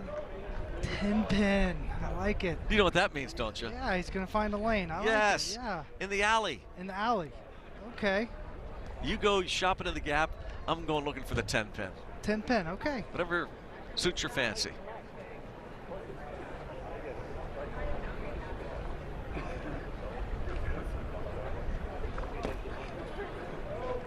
Although I guess if we put the numbers on the outfielders, we've got left fielder is 7.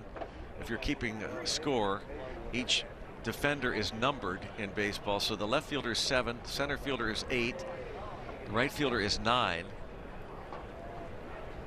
I guess he'd be, maybe we're looking toward the, yeah, he's got the nice gap in left center field, so he could be shopping in that gap. Or maybe the 7.5 alley, I don't know, 7.5 pin.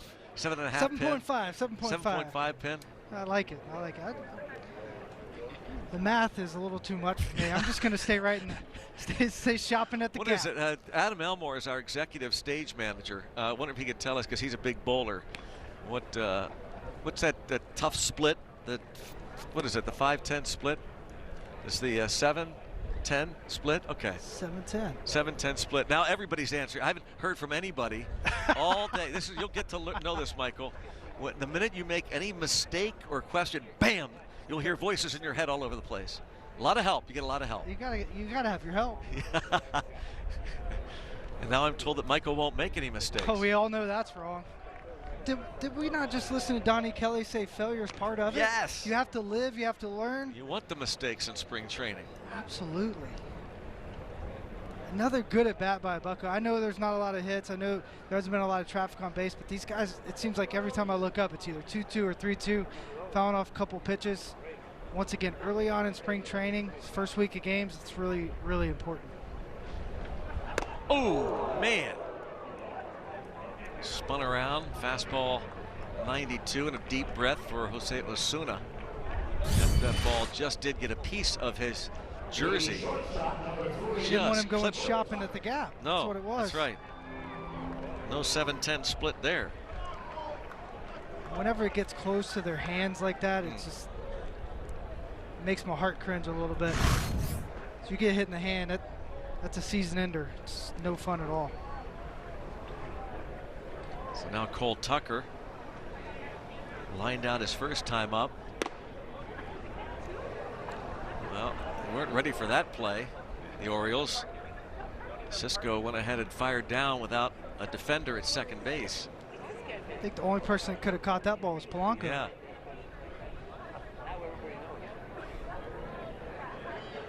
A little miscommunication, trying to get that idea of, pick off in the middle of an inning, but nobody's there. So Cole Tucker at the plate for the Pirates. Tucker played in 56 big league games last year. He has 3 hits in 10 spring training at bats, and that includes that sharp line out in the second inning. Just 23 years old.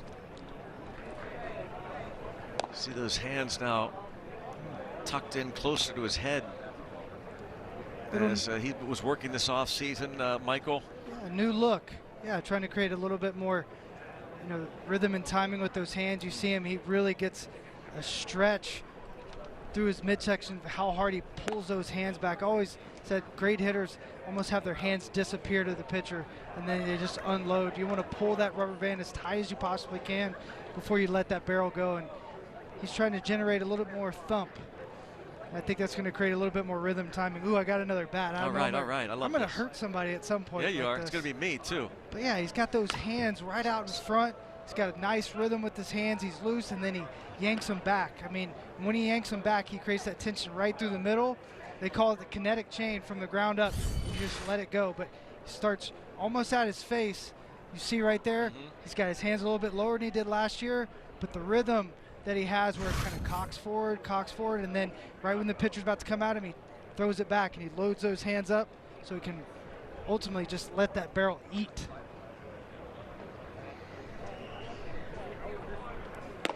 And he walks to load them up. So that's just a timing mechanism, right, to start that process. Yeah, sometimes it comes from a drill. I mean, everybody remembers Kevin Euclid. I mean, it was goofy, it was funny, but that came from a drill he did to help him fill his top hand. And it could be the same thing. Cole Tucker's just trying to create a little bit rhythm. He didn't possibly feel his hands getting into that position that he needed to, that real strong position where he can throw the barrel head really, really well.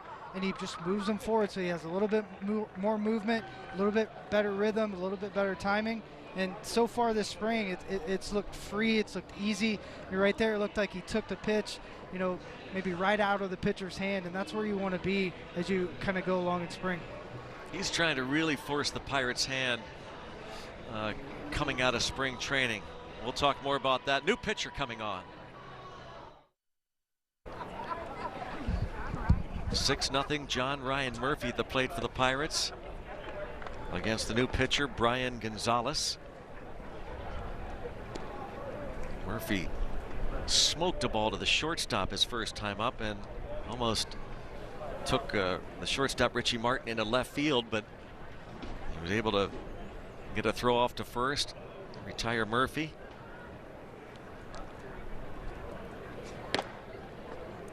I don't know if you could ask for a better guy to be at the plate. I mean, Murphy, every time I've seen him swing a bat this spring, he's found some barrel, so it's a good opportunity for the Buccos to fight back right here. But going back to Cole Tucker and the rhythm and load. Everybody's got a little bit of a unique style. You look at Murphy right now, he's got a little bit more of a rhythm where his bat's a little flatter, and he's got a little bit more of a hitch kind of, and it's not like Josh Bell, but it's got a little bit of similar feel of he's going towards the plate with that barrel just a little bit, and then his hands start to work back. So everybody's got their own little, I don't know, pizzazz to it. It's something that it's all about the feel. You have to be comfortable up there, be loose, be relaxed. If you're not, you start swinging tight, and the bad things just seem to happen. What was your go-to? What was your feel? What was your? I was a guy that I want to see the Michael McHenry. Oh yeah. I'm going to hurt some of this. That's all right. I Go get ahead. so excited. That's okay. No, I wanted to make sure I always tapped, and then I wanted to feel my hands moving because I wanted to feel that loose rhythm, and that made me feel like I could really throw the bat head really well. Because if I felt any type of stiffness, I'm 5'9", 220 pounds. I was a guy that's kind of built stocky, so I wanted to try to be loose. I wanted to make sure my elbows weren't flared up like this. I wanted to be loose and have that rhythm, so that way my hands would fall into place. Cole Tucker kind of pushes his hands back. I wanted my hands just kind of fall into place, but if I started thinking about it, bad things started happening. High fly ball to left field. John Ryan Murphy, Bradenton's own, hits a grand slam. Woo! How about it? Good Second call, home. Fort. Oh, Bob Walk. It's all Bob Walk. Good call, That's all Bob. it is. Good hit, John Ryan Murphy. He's been the home run king. He's got both home runs this spring, and this one with the bases loaded. He's got a lot of friends and family here. And slated in late, too, today. Yes. I mean, it's funny how that story seems to have a Cinderella ending so often. The ball that just kind of cut right back into him. Great pitch to hit out of the yard. But, I mean, he's not trying to do too much. He's had such a good approach all spring. You see the scissor effect with his back leg hitting hard against that front side. And that ball was touched. I mean, once again, out of the entire park. Yeah, the wind going toward right. So that didn't help that home run. That ball was tattooed. Way gone. Wow. How much fun that must be for Murphy. Oh, there's no better feel. Man. You don't even feel it come off your bat. It's just one of those, something I probably miss quite a bit about playing. It's just that feel of a ball just annihilating off your barrel. That ball cleared the deck.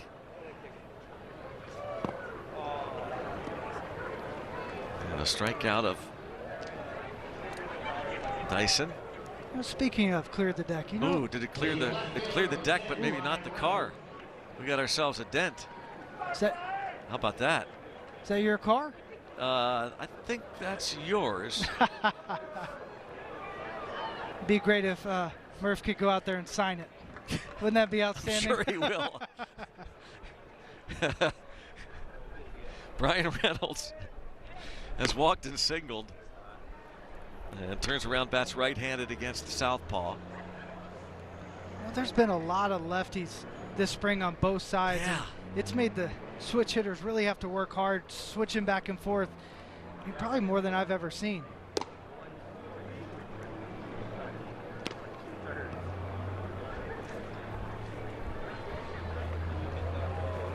I understand that the executive stage manager's car is right next to the car that got dented by John Ryan Murphy's home run. How about that? Adam Elmore. That close. Still young, still early. Yeah, still could that's right. get Adam Elmore's car.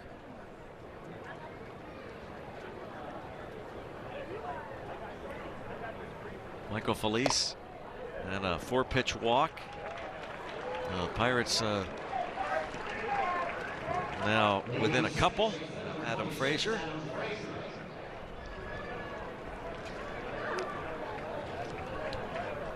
Major League Baseball is always live with the MLB app. Follow the Pirates with game tracking and video highlights, along with up-to-the-moment stats, standings, news, and more.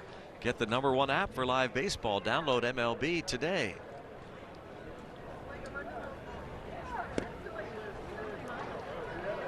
Since we're having a good inning. We've talked about rhythm and timing, kind of how guys load up their hands. You see Adam Frazier's got a little bit different load than both Tucker and Murphy. He tries to create rhythm in his hands. You'll see him almost flare that barrel out towards the plate, and that's just his way of kind of getting that mind right. It's like, it's hard to explain, but he's going to cock it out and come back, and that's what gets him set. It gets him preset throughout his whole body because he doesn't have a lot going on. So that's creating his rhythm, but he'll do it until the pitcher almost starts at him. He'll do one more and then fall right into place. His hands fall into place perfectly almost every single time. Wow, a little slip there by the pitcher, and another nice pick on the other end by the first baseman Mountcastle. John Ryan Murphy from Bradenton, Florida. Homers for the Bucks at Granny at 6. Next group outings, and you will remember when you bring your group out to PNC Park, do it opening day. Put together a group of 10 or more and enjoy special discounts. Plus, you can find out about special one-of-a-kind experiences available only when you bring out a group of 10 or more. Check it out at pirates.com/groups. It's always more fun to bring your buddies out to the ballpark with you. Pirates.com/groups. The home opener is Thursday, April 2nd. That starts the opening homestand. We check it now, the Sheely's stats for this Pirates pitcher, Michael Felice. This is a guy we're both really excited about, a guy that really came on strong, especially in the second half last year. You see that ERA at a 3.99, start striking out just about everybody. And that was kind of his MO when he got traded over here from Houston, was he struck out a lot of guys, but his ERA just didn't match the numbers very well. I felt like last year he was really coming into himself, identifying that he had a really good breaking ball. He started throwing a little bit more, but it was the four-seam fastball at the top of the zone. He realized he was a high spin guy, and he started utilizing it completely different, not searching, not trying to create new pitches. He just made his pitches he already had and the ability he had that much better. The inning he put together his last time out against the Phillies was as good as we have seen. I mean, everything he wanted to throw, he threw, and now it's 2 balls and a strike because the command issue has been at times inconsistent for Michael Felice. But boy, if they could get him, Michael McHenry, to where he was at times the last couple of years, as Polanco runs out of room and heads toward the clubhouse, much to the delight of Robbie and Smikowski down there. But Felice traded over from the Astros in the Cole deal, ready to start his 3rd year in the Pirates organization. And there is Robbie talking to John Candelaria, also a guest instructor in camp. He'll finish up here tomorrow, Candy, and then head back to North Carolina, his home. You know, Brownie, going back to that, I think for Felice, you know, the walk totals and the high strikeouts and everything, he always had that ability, and there was a lot of hands that wanted to be on him. Guys wanted to, you know, help him do this, help him do that.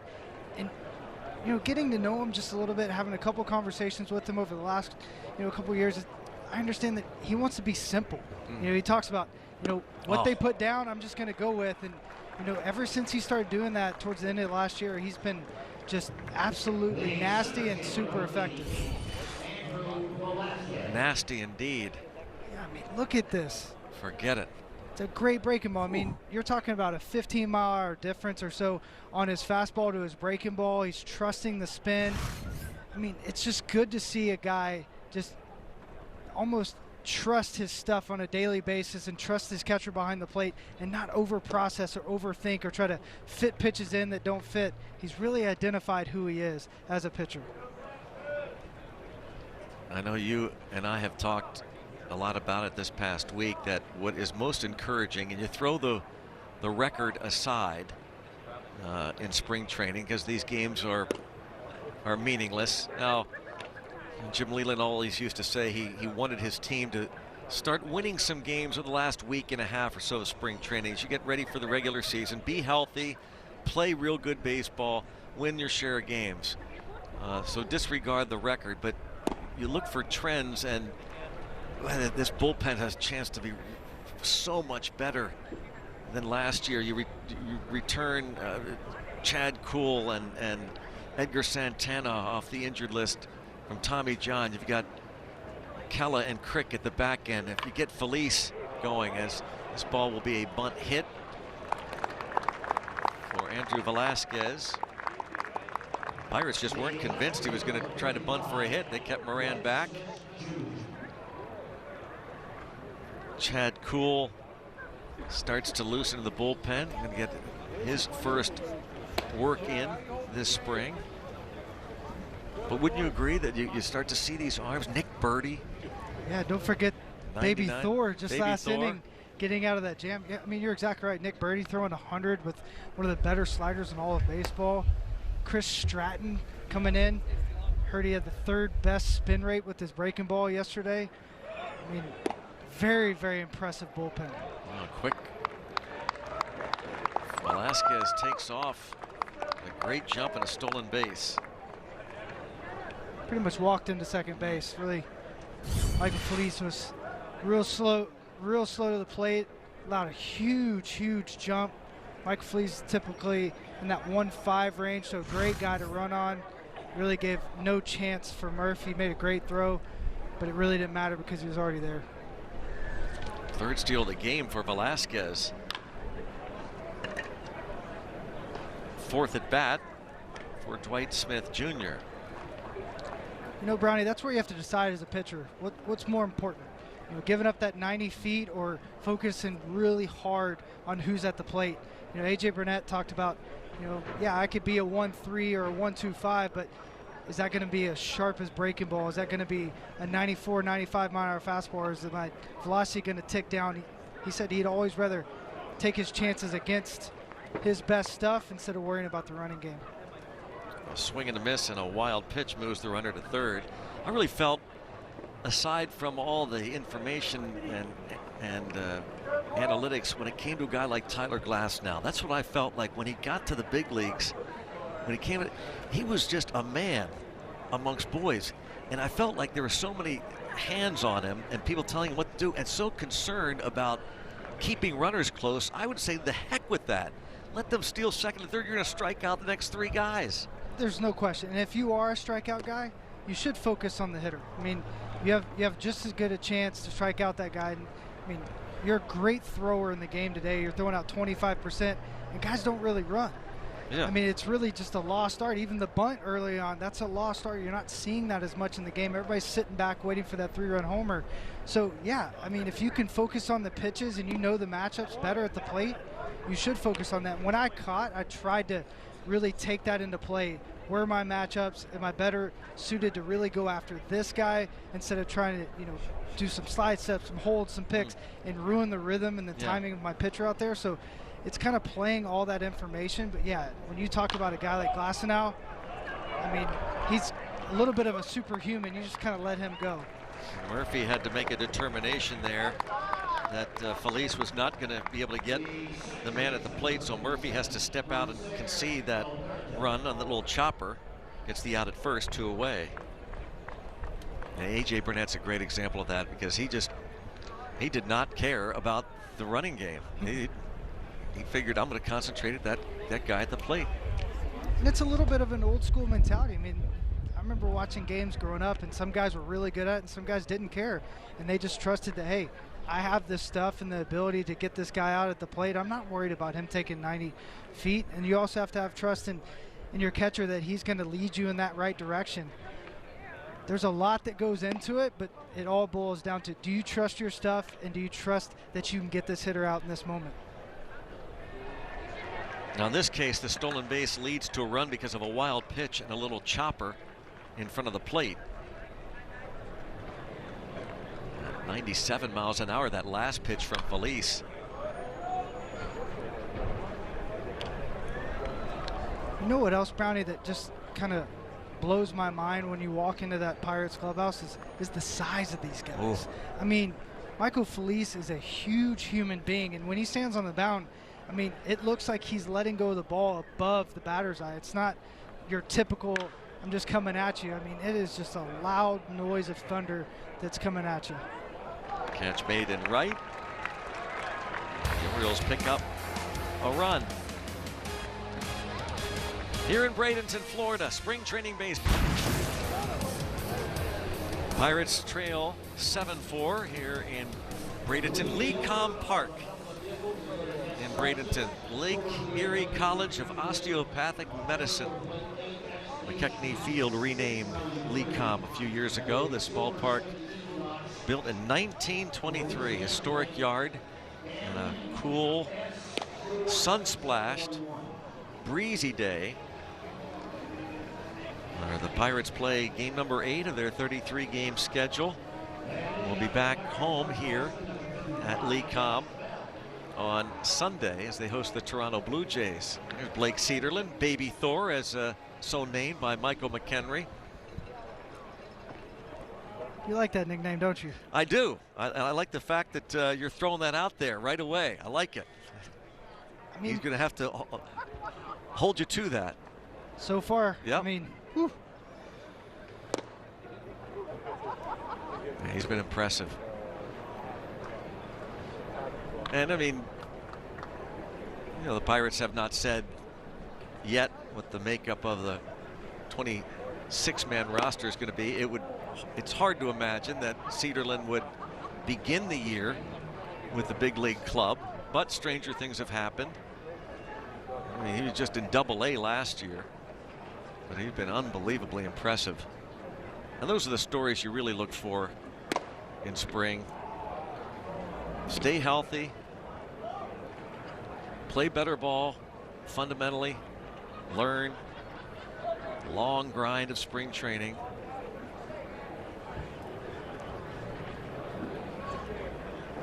Now, Brownie, if we talked about Josh Bell and his swing early with his left-handed swing. Now you look at his right-handed swing, it's different. I mean, he's got a flatter bat. He doesn't have that same type of rhythm. It's a lot slower on the right side. His hands aren't quite as far back to start, but he does have that similar hitch or that cock or however you want to call it with his bat. And it's crazy to me. I mean, I was never a switch hitter, but watching guys and seeing something completely different on one side. I mean, Neil Walker, when he was here, he was completely different on the right than he was the left.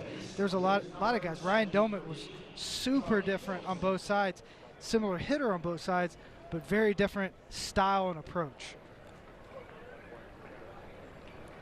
Let's see if Polanco goes right to that pick up, put down. Looks like he's going to go with the leg kick early on. He wants to get that timing early in spring, and I understand that. But, man, the way he hit that ball, felt like he was going to knock down the fence in right field. He's facing the lefty Tanner Scott, one of a few changes.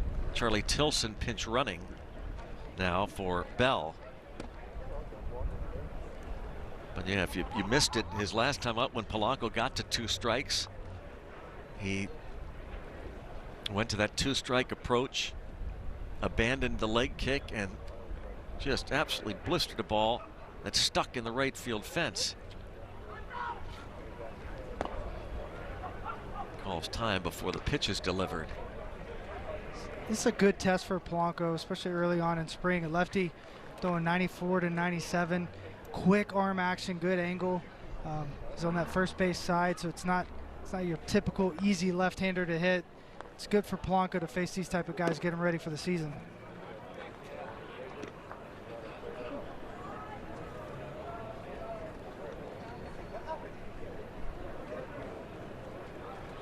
Just taking it in. It's a tough life right there. Yeah, it is. Well, now we're at 2 strikes once again. That was 96 from Tanner Scott.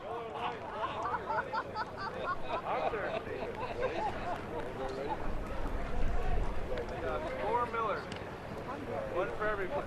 You guys are okay? I got gluten-free water for the lady. You want Miller Lite? You know, when you're facing a lefty like this and the ball is coming from that type of angle, it's so hard as a left-handed hitter to keep your hip in. But so often there was times where, you know, if a righty I faced kind of had that similar angle, it would help me stay on the baseball because I'd have to keep that hip in. If you don't, it almost makes it impossible because it's just running away from you because of the angle it's coming from. And I'm sure that's what Polanco is having a hard time with right now. Foul tip for a strikeout. You know, he never went to that 2-strike approach right there. That's surprising. It was surprising. He stuck with that, Yeah. that little leg kick. Charlie Tilson pinch running.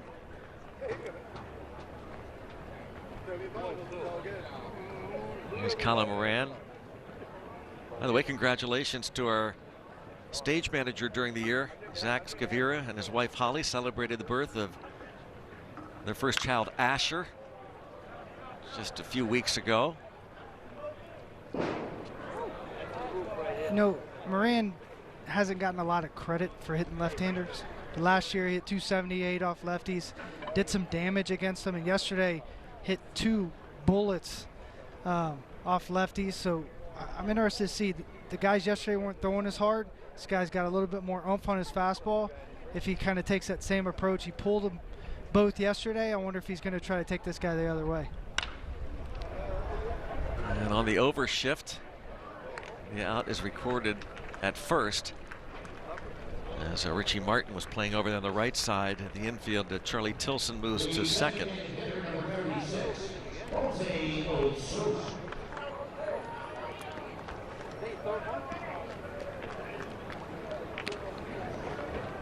Well, Moran 0 for 3 in this one. Pirates got a grand slam from John Ryan Murphy last inning.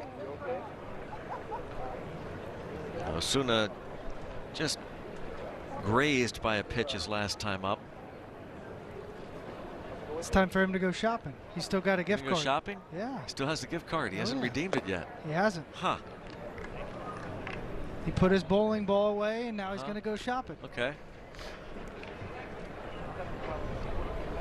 And that could be either left center or right, though he's got the big gap in left center available. It all depends on what you're looking for.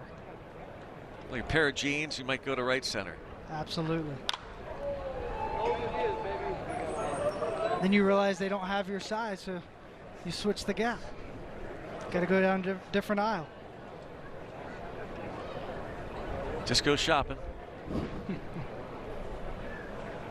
Jose Osuna, who decided not to play winter ball for the first time in a while this past year. Something different for him.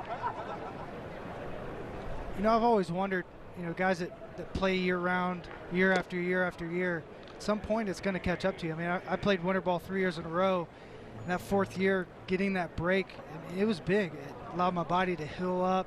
I got to work on some things a little bit different because there's only about 3 to 4 weeks, if that, between when the season ends to when you start playing winter ball, and that's if you don't go right down when the season starts. So I think it's great he took a little bit of time and let his body heal. I guess you're kind of caught between wanting to take some time off, let the body heal, rest up, be strong, but yet improve your game, especially if you're not playing every day. Oh, no question. I bet because he got a lot more at-bats last year in the big leagues. He had some success. He got some opportunities to kind of move around the diamond. He probably felt like he could take a little time off. It's a fair ball, and on the run, and decides to throw to first and pulls Mountcastle off the bag. So that'll be an infield hit, just a roller. Rio Ruiz. That's why you always get down the line. You never know. And that's why it's so important to put the ball in play, because they still have to throw it across the diamond. You know, when you strike out, there's no shot. When you put it in play, there's always an opportunity. Osuna getting down the line, covering his head. You see that right there? Making sure he doesn't get hit in the back of the head. You never want to get hurt in spring training. It's the worst time that you could ever have an injury. I guess Ruiz would have been better served trying to get Tilson there. Yeah, I think that's maybe he could have made that throw, but that may have been an easier play for sure. Now Cole Tucker, another switch hitter. Michael McHenry was talking a moment ago about Josh Bell and how tough it must be to switch hit. Well, here's Cole Tucker now batting right-handed. Now his swing right-handed to left-handed is very similar. I mean, you see where his hands are. They start almost in the exact same spot. He has a very similar load with his hands. So, you know, he took the approach that, hey, I'm going to try to be very similar on both sides. Some guys can do that. Some guys can't. I believe that you almost have an alter ego at times between the two. One's usually good, one's not, if you talk to a switch hitter. So I think it's an opportunity to understand and feel where you're at, but very similar. You see the rhythm like we talked about earlier. He's just really loose and relaxed and allows those hands to load up and get ready to smack a baseball. Bounces it to third. Ruiz will throw to second for the force there. Pirates strand a couple of men. And we've completed 5 innings from Lee Comp. 7-4 Baltimore on to the 6th. Hey, this year a lot of theme nights. Choose which theme night best suits you. One of our favorites, of course, is Pup Nights. Go to pirates.com/pups. Enjoy bucko baseball with your pooch. Pet-friendly area of the ballpark. A lot of fun activities for you and your dog. Understand Michael McHenry's going to be doing that this year. And wine nights. Pirates.com/wine nights. Enjoy Pittsburgh Pirates baseball along with great local wines. All kinds of theme nights. Go to pirates.com/theme and check them all out as Chad Kuhl makes his spring training debut. Must feel good to be back on that mound after undergoing Tommy John surgery and missing all of last year. That right elbow ligament replacement surgery. And man, has he anticipated getting back out there on the mound in a big league ball game? I mean, this is really special for Chad Kuhl. I mean, all the work that he's put in, the time, the effort, missed a full season. He's wanted to be out here, and now he's out here. And you'll notice something we're going to talk about it a little bit later, the way his arm is moving, but like the direction he has right now, he just looks like he's calm, cool, and collected. No pun intended. Those Shealy's numbers. Let's head downstairs to Robbie. Yep, I have Gerard Dyson here, going to be the starting center fielder for the Pirates. What's it like wearing this uniform in your first couple weeks as a bucko, Gerard? Man, I feel good in this black and gold, man. It's just a different feel when I put it on. So I'm enjoying it so far. It's so good, you know, getting to know the guys and just being around the locker room and everybody gravitate towards you when you have a conversation. So, I mean, it's been fun so far. It's a lot of energy in spring, guys busting their behinds, trying to make a name for themselves, and guys trying to get back on pace, like guys like Polanco, who was hurt last year, trying to rebound off that. And you got a lot of guys that came up, did great, and trying to continue that success up here at the big league level. So it's been fun. You know, you talk about trying to fit in. You're not a shy guy by any means. You're like almost the opposite of Brian Reynolds. You talk a lot. He doesn't talk a lot. Well, you have a cachet. You have a decade in the big leagues. You have a World Series ring. How are guys taking to you, and what do you hope to bring to that clubhouse? It's been fun so far, man. They welcome me in with open arms. You know, everybody want to hear my side of the story and see where my brain at, and I don't mind sharing my information, what I know and what I can do to help these guys around here. So far, we've been just sharing a lot of information about hitting, fielding, base stealing, and I'm looking forward to continue that on because I know a lot of stuff about my part of my game that can help some guys with their part of their game, and I'm all for it. I mean, so far it's been great. You know, when you look at the guys around you, you look at Polanco on your left, you look at Reynolds on your right, you look at Josh Bell at first base. When you look at this lineup, what's it like for you to set that table at the top? You know, I try not to put no pressure on myself, but my job is to get on base by any means and just play my game because it make it much easier for the guys behind me. Them guys can drive a ball out the ballpark with the best of them. See what I'm saying? I'm all right. I mean, they can drive a baseball out the ballpark with ease, and by me being on base, they get more heaters, more good pitches to hit, and if a pitcher want to pitch around him, I just steal all the way around, you know. And it's a cat and mouse game, so I'm looking forward to it. You know, speed is your calling card, obviously. Your defense is spectacular. We know that. Speed kind of drove your offense primarily in 2015 with the Royals. How impactful have you been able to make your speed, and how have you been able to use that to impact the game? Well, you know, it's a lot of guys got speed in the league. But, you know, a lot of guys ain't good base stealers. A lot of guys don't play good defense. You know, sometimes be nervous. or sometimes they don't have the heart to go and do that. But, you know, the way I came up, you know, I have the heart to go out there and steal a bag in a big-time situation where everybody know you're going. And I love playing defense behind my guys. I try to, anytime I can stop my pitcher from throwing an extra pitch or from us going in the bullpen, getting a guy and burning a guy, you know, I'm going to try to make every play I can. That's what I'm out there to do, because what I do out there reflect on with their job as well. So it's like it go hand in hand. If he make a good pitch, I need to be trying to make a good play behind him. Now, Greg and Mike, I'm going to point out Jarrod Dyson. So first year with the Pirates, every time we walk by his locker and we approach you, you say what to us, Jarrod? I tell y'all, if y'all want me to do anything, where's the check? I need a check. He's just being honest. You make that guys laugh in the booth right now. I love it. He's I'm the just greatest. letting everybody know. If you want Jarrod Dyson to do anything, I need a check. Spent third person on us. Hey, times is hard, man. I got family to take care of. I love being around you guys, but time is money. It's. Oh, You could not even be trying to talk to Jarrod. Man. If you get within 5 feet of his locker, he goes, "Where's my check? Where's my check?" Absolutely, man. Hey, you can never have enough money. You're not lying, sir. Oh, my gosh. Hey, pull out your wallet right now. Yeah, hold on Robbie. a second, Jarrod. Hold on. The only way you got him to do this Thank interview. you for your time here. Yeah. That's on us, by the way, Robbie. We'll pick you up later. You accept That's on credit us. cards, cash? Yeah, give me the PIN number. I'm going to tell you something. Pittsburgh, the fans, you are going to love this guy. He's fantastic on the field. He never stops talking off of it, and he's absolutely a funny Man, human he's being. the best. Hey, all right. Hey, first one's on you, right? Free interview here. Oh, is that a freebie? Go hard or go home. But hey, I'm gonna do this interview here for free, just so you guys can get a good feel of me. But I'm letting you know from this interview forward, I need a check. I love it. I love man. it. That's it. That's on He's him. gone. That's a freebie. That's a discount right We there. got our freebie. Yeah. Enjoy it. Oh, yep. All right, now look. Hey, look. He's got to sign. Look where he's going. He's going to sign autographs. Said, "I need a check. I need a check." Is he going to sign those autographs Yep, for free? he's signing for free. Wow. He's just feeling good today. That's all. Yep. Very generous guy. Very Yeah. entertaining. You're going to love this guy. Jarrod He is Dyson, very, very funny. 35 years old, signed as a free agent. Talking with Robbie about that World Series. He scored the winning run in that decisive Game 5 against the Mets as a pinch runner in the 12th inning. And then that following year, and we talked to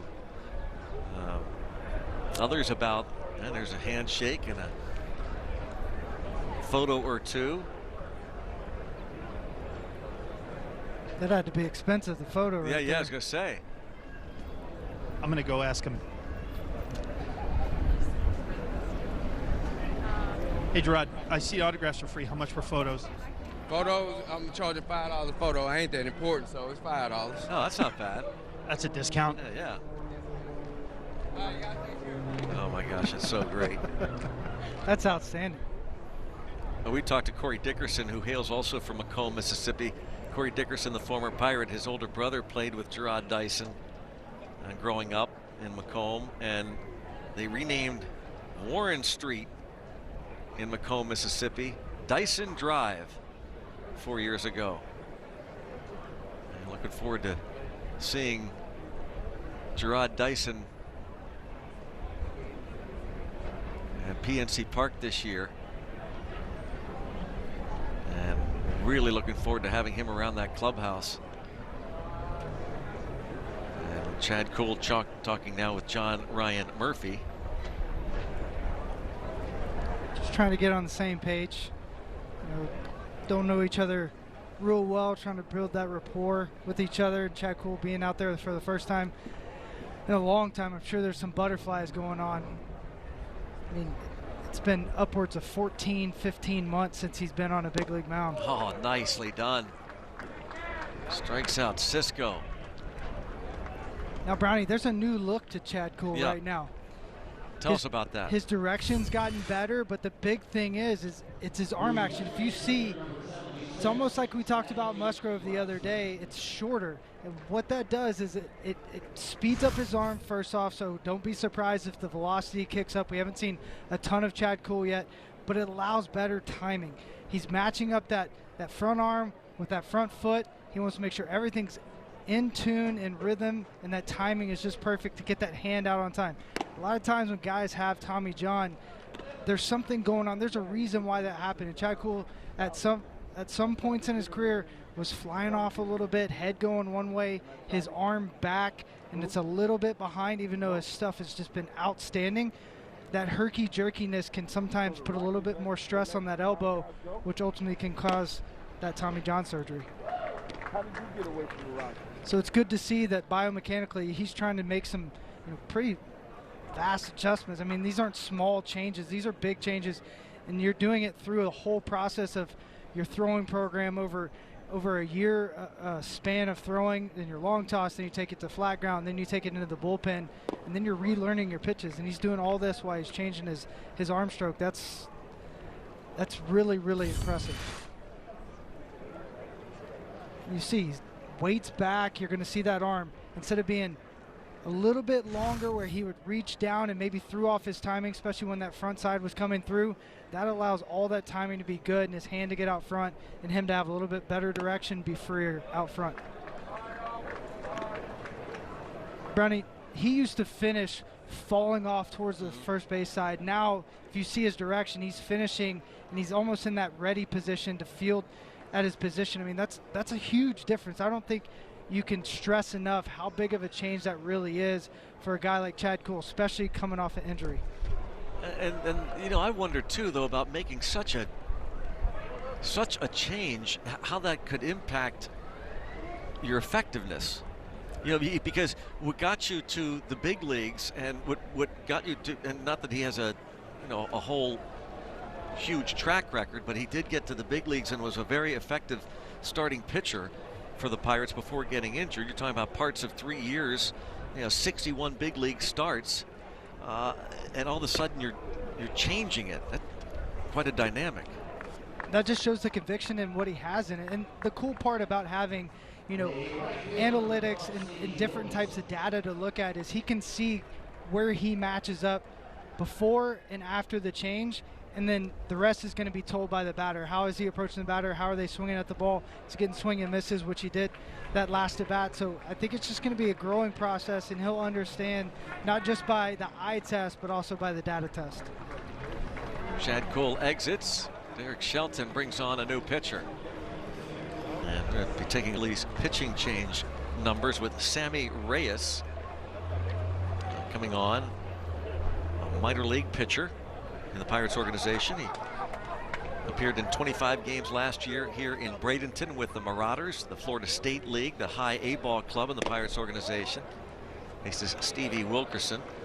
See this a lot, especially early in spring training. They have the minor league pitchers to finish up innings. Chad Kuhl reached his pitch count.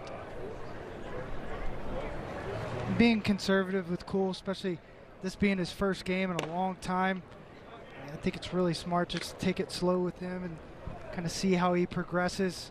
Tomorrow will be a telltale sign of, how do you feel? Are you sore? What's going on? Because when that adrenaline's pumping, it's completely different than throwing in a live BP or in the bullpen. So tomorrow is going to be a great telltale sign of where Chad Kuhl really is at. Didn't get a chance really to talk much about Kuhl. I'm sure would like to start, but it would be hard to envision the Pirates using him as a starting pitcher initially, even though that's what he had done in the past, coming to Tommy John surgery. Yeah, I think he pitches his way into some role, and he has stuff that's going to be electric in the bullpen. And you're right, sometimes it's easier to kind of get that mentality back and get that feel back in the bullpen, and then come later on down the line as a starter. Maybe he's a swing man early on, so they can kind of balance out his innings. He throws 2 here, 3 here, because they're going to want to see how he progresses. And like we were just talking about, how does he recover? How is he bouncing back? Because, it may take 3-4 days for him to bounce back. And if that's the case, he may be that swing man in the bullpen for a little while. Even when he was starting, there was talk about the Pirates maybe transitioning him because he could be such a weapon in the bullpen. Yeah, and he's just got unbelievable tilt. That breaking ball, that slider that he started throwing a lot more right before he got hurt. And it's going to take a little bit of time. I mean, not just physically, but mentally. I mean, you go back out there for the first time, you have to get through some mental barriers, because last time you were on that bump in a major league ball game, you know, you were laying on the ground holding your arm and you were in pain. So you have to get past those barriers, and once you do, you get that freedom back, then the conviction comes back, and then the stuff ultimately becomes electric again. Bases loaded. The pinch runner at first base. Richie Martin to the plate, has a couple of hits. And there's checking out his new motion, this gentleman here. He's maybe Michael can break this down for us, how he pitched up until this year. What's he doing differently now, Michael? I mean, he looks good. I mean, look at the distance he's creating right there. I mean, not even near near the blow up at all. But yeah, I mean, he's got a little bit of that. Yeah, he looks a little bit old school, the little swing. That's nice. Yeah. That's nice. Getting good spin on that pitch, I think. Great spin. Yeah. He's a high spin rate guy, works at the top of the zone. Yep. You see he's freezing the batter. I mean, the batter can't even move. Well, he's freezing, period. It's cold out there, but he's also freezing that batter. You're right. In fact, the catcher and the umpire are kind of stunned about it. Yeah, they can't believe what they're seeing. I mean, they look like deer in headlights. Isn't that incredible? And I mean, he's a tough guy. That's why he's got no sleeves on. He put his red hot on before he got out there, and he's ready to go. And he went with a beard this year, too. That's a big difference. Yeah, I wonder if they use the automated strike zone right there. I believe so.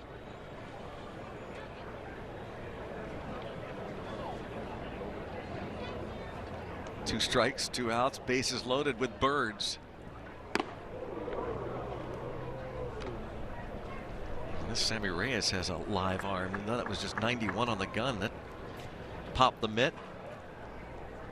Not all fastballs are created equal. I mean, I used to say that there's a heavy fastball, there's a light fastball. I mean, I know it's weird to say that someone could throw a light 100 miles an hour, but it's so true. And I'm sure it has to do, there's some analytic that you can put to it.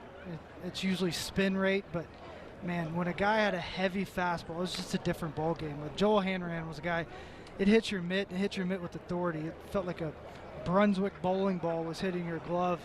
And then other guys, it felt like a feather. I mean, you know, it's Michael, incredible. the best example for me, I'll never understand it. It was Archimedes Caminero for the Pirates. Oh, yeah. Consistently triple digits, 100 miles an hour, and would get lit up. Yeah, and didn't understand it. We called him good hitting. 101. Ball hit the other way out of play as Jason Martin, or rather Charlie Tilson, gave chase. And it's so weird too, because there's certain guys that, you know, you see very well and they could be the best guy in the league. And then there's certain guys that are very average and you can't even touch them. It's a crazy game. You know, everybody's a little bit different. The way you see it or perceive it can be different than the guy behind you or in front of you. So no one's really created equal in this game, and just because he throws hard doesn't mean that it's the same as a guy that has incredible spin. And went away from the fastball, and Richie Martin was on it. And look at him fly. Oh, wow. With a bases clearing triple. He was motoring around the bases. That's his third hit. That ball was touched. I mean, he's had a big game. The Orioles the last 2 days have just absolutely smashed the baseball. I mean, we've been asking for the Pirates to go shopping all day, but Richie Martin just went out there and just kind of stole the gap from the Pirates. The ball's hit really, really hard. It's into the wind. Wind's pushing against it, and it just shows how hard it was really hit, because it long hopped the fence, and then he really got to third base pretty easily on, you know, typically a ball that would just be a double. That's impressive. Looked like you running a little bit. A little bit, actually. A little bit. For those who don't know, I mean, Greg Brown's like a gazelle. Well, I could run a little bit back in the day, just so you know. You look like a runner. I believe it. Back in the day. What, yesterday? Might give you a run for your money when you're, you know, rehabbing that knee. Okay. As you're rehabbing. Okay. You're going to show me the check and we'll go. I'm not Dyson. I'll do it for free. Fair enough. I love it. I'm all in. Andrew Velasquez has walked, singled home a run, bunted and scored. A dozen more hits for these Orioles.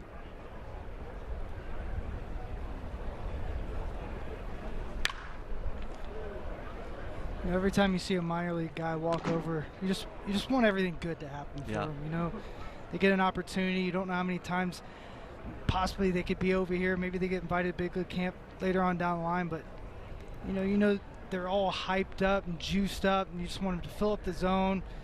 In worst case scenario, they get a line drive right in someone's glove. And that ends the inning, but not before.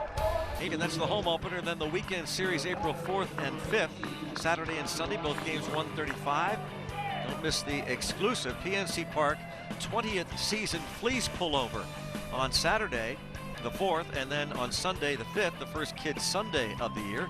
Go to Pirates.com for tickets. I could use one of those fleeces right now. Oh, could use a couple. A little chilly. I think you have 3 fleeces on, don't you?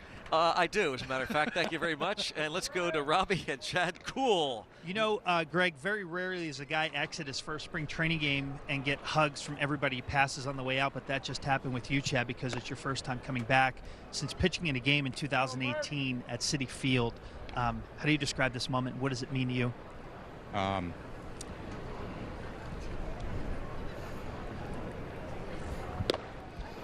Obviously, it means a lot. You know, it's a long road. Tommy John is not an easy thing. It's a worst-case scenario for a pitcher to overcome it. How would you describe the road to get back?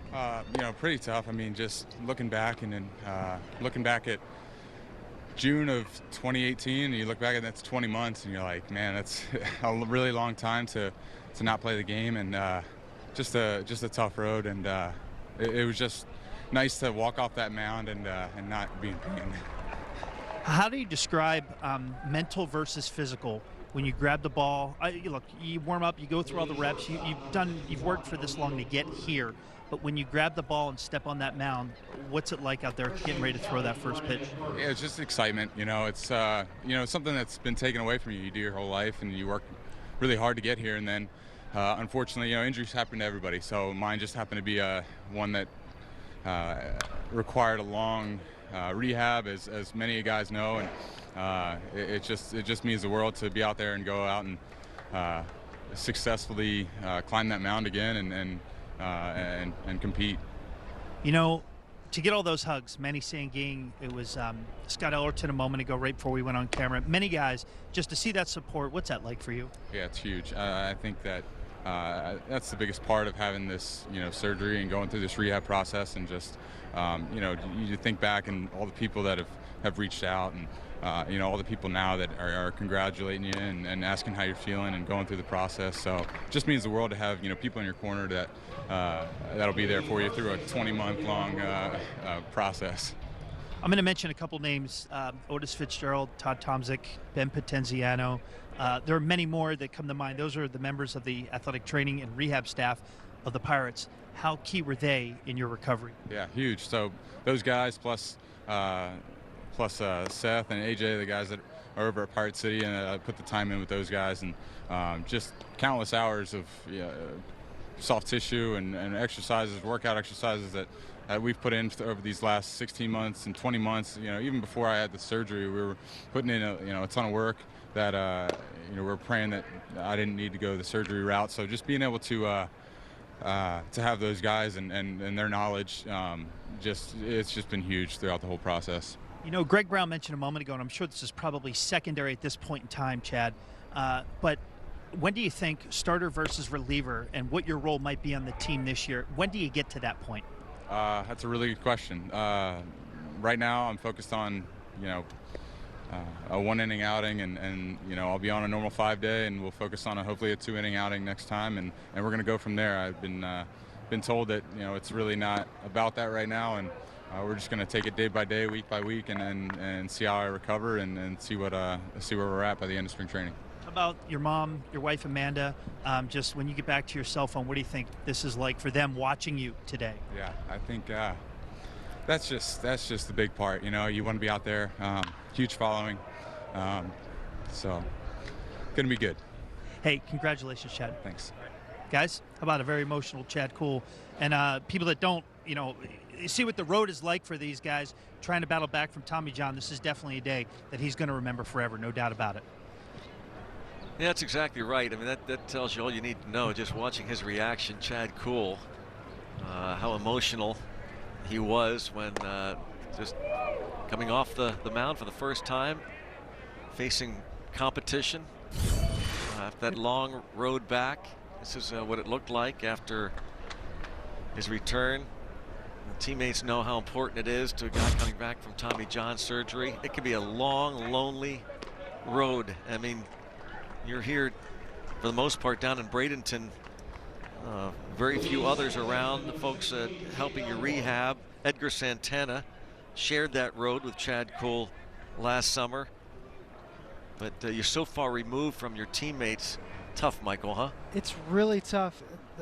The best way to describe it is, I had a coach tell me one time, and it wasn't necessarily the nicest thing you could say, but he said, until you're healthy, I don't worry about you. Yeah.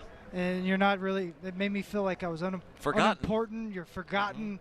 It's a weird feeling, but it almost puts a fire in your belly to get back and be better. And I think that's, you know, what we're going to see from Chad Kuhl. You see the emotion that went into it, just showing that emotion. It just shows how much he cares about his teammates, how much he cares about this city, and you know what type of pitcher he really wants to be, because you don't have that type of emotion if you don't care so much. And you know, I got to see him firsthand, you know, getting after it, running in the weight room, doing different things day in, day out, and he's a guy that wants it real bad, and no matter what role or situation he's in, he's going to give it his all. Boy, Jake Elmore puts a charge into one, but Cedric Mullins tracks it down.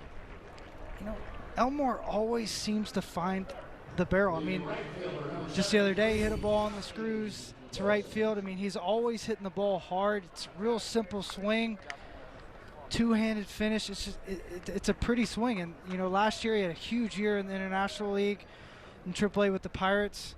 Served some time in the big leagues, but you know, he puts together good at bats. I've seen him play for years now, and it seems like every time he walks up there, he puts together a really good at bat. He can't believe that ball did not get at least to the wall, but that wind really kicked that one back and gave Mullins an opportunity to make a fine play. Any other day this week, that ball's that ball's serving over the fence very easily. Yeah, you're going walking, board walking. No question. And now Tilson lifts one to shallow center. That could be trouble, but there is Mullins to call everybody off. And we have played 6 innings here in breezy Bradenton. Some autographs before he heads into that McKechnie clubhouse. 10-4 Orioles in front, top of the 7th.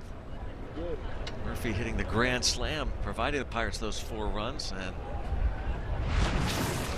Candy, John Candelaria, and Manny Sanguillen. Let's go downstairs to Robbie with John Ryan Murphy. I am with the gentleman who hit the grand slam.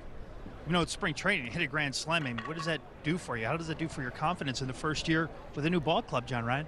Yeah, nothing feels better than a homer. Those always feel good, especially with guys on base. But yeah, it's been nice to see some results just based off coming into camp, like you said, with a new team. But being able to see some results based on what off-season work I did. So it's been nice so far. But you know, yeah, of course, still early. You've been with a couple of teams. You've been with the Yankees, Twins, Diamondbacks. Now you're here with the Pirates. You have some, you have a good deal of big league experience. To come to Pittsburgh, why choose that? A lot of opportunity here. I think with change, it's usually an exciting time, and the culture that Shelty and Ben Sherrington are trying to build here, you can really see it and feel it here early in camp, and I think everybody would say the same. You know, you're an interesting story. First Pirate we've talked to that is born and raised right here in Bradenton, Florida. So to be wearing that Pirate P, how cool is that for you? Not only you, but also your family.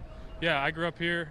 This is where I came to spring training games my whole life growing up. So to be able to bat boy one time for the Pirates and then finally wear their uniform, it's pretty special. You know, what was it like? Like, what do you remember about the Pirates, and did you become a Pirates fan because of them having spring training down here when you were a young man? I would say I was a Pirates fan by default because they were local, but I was definitely a Red Sox fan growing up. Nomar was my guy. We would come to all the Red Sox and Yankees games in spring training. You know, what was it like talking to your family when it was that time and say, okay, I think I have a chance to play for the Pirates? What was their reaction? Excited. They don't miss many games, but especially now that I'm local, at least for spring training, they won't miss any games. They'll be at all of them. Yeah. So back to the catching situation, you look at Luke Maley, Jacob Stallings, you have big league experience. When you look at this catching crew as a whole, what do you guys bring to the club? Yeah, we've all kind of fed off each other. We all have we all have our own way of doing things, and we each have separate experiences. But catching is such a unique position where everybody has to be on the same page. So a lot of that communication has come early in camp, and so far it's been a lot of fun to work with those two. You know, when you look back to coming here as a kid, did you have any favorite Pirates? If so, who are they? Can you share with us? I remember Jason Kendall back in the day. I liked him just because he was a grinder, no batting gloves type of guy. Yeah. Cool, good stuff. Well, John Ryan, congratulations on a great game today. Thank you. Thank you, appreciate it. Greg and Michael, how about it for the local guy, John Ryan Murphy, hitting a grand slam at the place he grew up watching the Pirates in spring training. That's really neat that he is now here in this ballpark playing for the Pirates and will be a part of this organization. Question going to be how many catchers do the Pirates bring with them to start the season? Who will those catchers be aside from Stallings? And that still to play out yet. We're still awfully early before the Pirates and other teams have to worry about paring down the roster to 26 men. Opening day is on March the 26th against the Tampa Bay Rays. That'll be unusual, staying here in this state to open the season.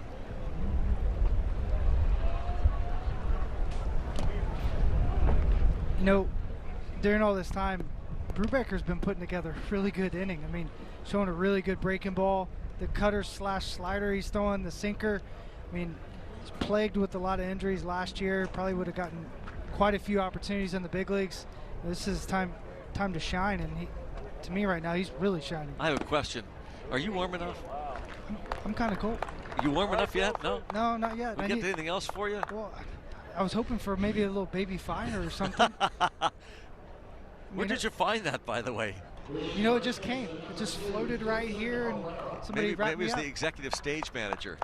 It was. Yeah. What a nice guy. That Adam Elmore. I think Zach is working back in Pittsburgh. Maybe he can take a cue from Adam Elmore. Those are the kind of things you do for stars like the Fort, Michael McHenry. I think it was just a rookie mistake. Oh, maybe. Yeah, came in with not quite enough clothing. That could be. When I saw you put on an extra jacket, I was like, wait a minute. Maybe I should have. Yep. I didn't think that one through. You'll be ready next time. That's right. Here's Dilson Herrera. Familiar name to Pirate fans. Been watching the team closely. Herrera was with the organization many years ago and has bounced around a handful of other clubs. See last year minor league numbers. You know, Brownie, it'll be interesting with that 26 man if you do take a third catcher. I mean, that kind of opens up a lot of different roster, question marks. You know, do they carry speed? Do they carry an extra defensive guy? Do they carry a bat off the bench? You know, if John Ryan Murphy keeps hitting like he is, I mean, you're thinking about a catcher and a guy that can hit off the bench, because he's really put some charge in some baseballs the last couple at bats he's gotten in a Pirate uniform. That's rocketed toward left center.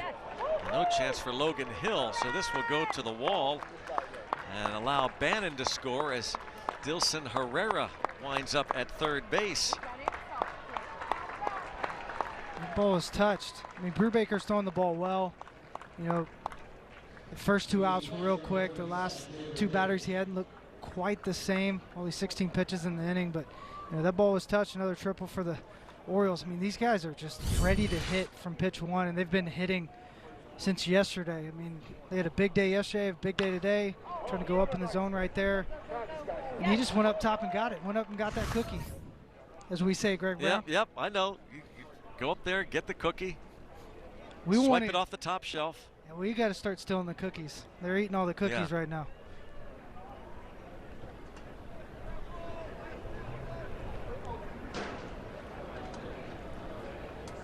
I can't believe that Dilson Herrera is only 25 years old. It seemed like forever ago that he was a Pirate minor leaguer out of Columbia. The Pirates traded him to the Mets in the summer of 2013 to get Marlon Byrd, catcher John Buck. Byrd in particular helped the Pirates reach that postseason. He sure did.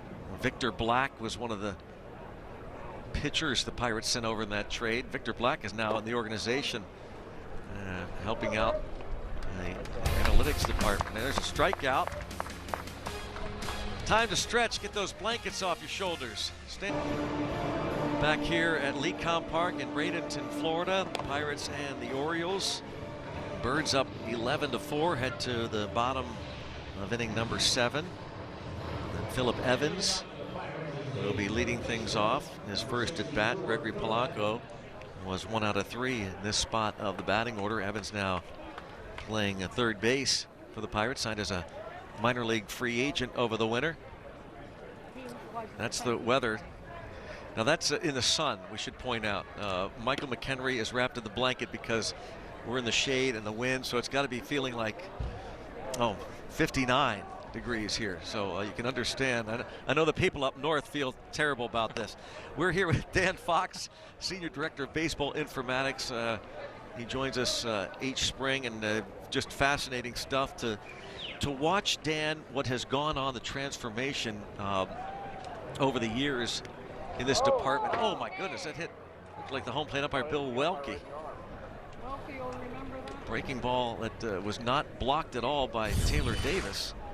Ouch. He wore it like a man, though. You see that? That's not going to ingratiate yourself if you're the catcher. No, you gotta do everything you can to stop it, keep it in front of you, not let it hit that umpire. Wow. So Dan, but now we were here when the team reported to Pirate City, and it was apparent that there were a lot more personnel on hand. As Evans rips one toward the gap in right center field, he's going to get a 2-bagger. There's shopping in the gap for Michael McHenry. That's exactly right. That's going shopping right there. But how about that, Dan? The fact that we're seeing that now, what was happening behind the pitcher's mound, the screen, and all the equipment, the Rapsodo machines and so on. Tell us about what's gone on the past few months. Yeah, you're right. There's been a lot of changes the last couple of years, and the implementation of technology like Rapsodo to be able to track pitches and high-speed cameras that we can use to give feedback to the coaches and the players has been a big help to them, and in addition to our group as well. And so it's great to be able to look at the data in a practice session like that and review the video. And really, the key thing is to be able to link those two things together so you can see exactly how the ball is coming off out of their hand, and then see what it's doing on the way to the plate. So. And two of those guys are actually in uniform up until game time now. Aaron Razum and Tim McKeithen, two gentlemen that work for you, and now I guess that's part of getting that information out as Jared Oliva drives one to the corner, caught in right. Yeah, I think for them to be with the coaching staff and to be in uniform and in the dugout for these first few games helps them understand how the information's used, and will help them throughout the season to be able to communicate it better. And so when Schulte asked if they could be a part of that, I was all on board, so all good. When you're approaching a player, any of your staff is approaching a player, like, how do you teach these guys? I mean, it's a lot of information to kind of sift through, and I know some teams are doing player cards, but how do you talk to these guys to really make them understand and almost dumb it down? It's like bringing it down to a kindergarten effect, and then bringing it forward as they learn a little bit more. Well, like guys like Razum and McKeithen and Jeremy Bleich, who's been added to the staff as well. they're working with Oscar, pitching coach, and with Rick, the hitting coach, to be able to present information in a way that all of us can understand and take forward. And so, primarily they're going to communicate with the coaches and help the coaches understand, help the coaches communicate, and be kind of a helper in that process. And so, yeah, some of it is visuals. You want to create visuals that really get the points across in terms of how pitches move and where hitters do damage and all of that, and then be able to talk it through with the players. And the players, they've been around this stuff now for, going on multiple years, and so they're familiar with a lot of these tools. And, Josh Bell is asking to be able to sift through a lot of this stuff himself, for example, and that's great. And anything we can do to help, that's what we're here for. And how much has the game really evolved? I mean, you said you've been here for a while now. Like, the game is constantly evolving. It seems like almost at a more rapid rate than ever. What is some of the shifts you're seeing, and what are some of the things, if you don't mind, that you maybe even see the game going to? Well, I don't know if I can say. I kind of flirted that ground a little bit, but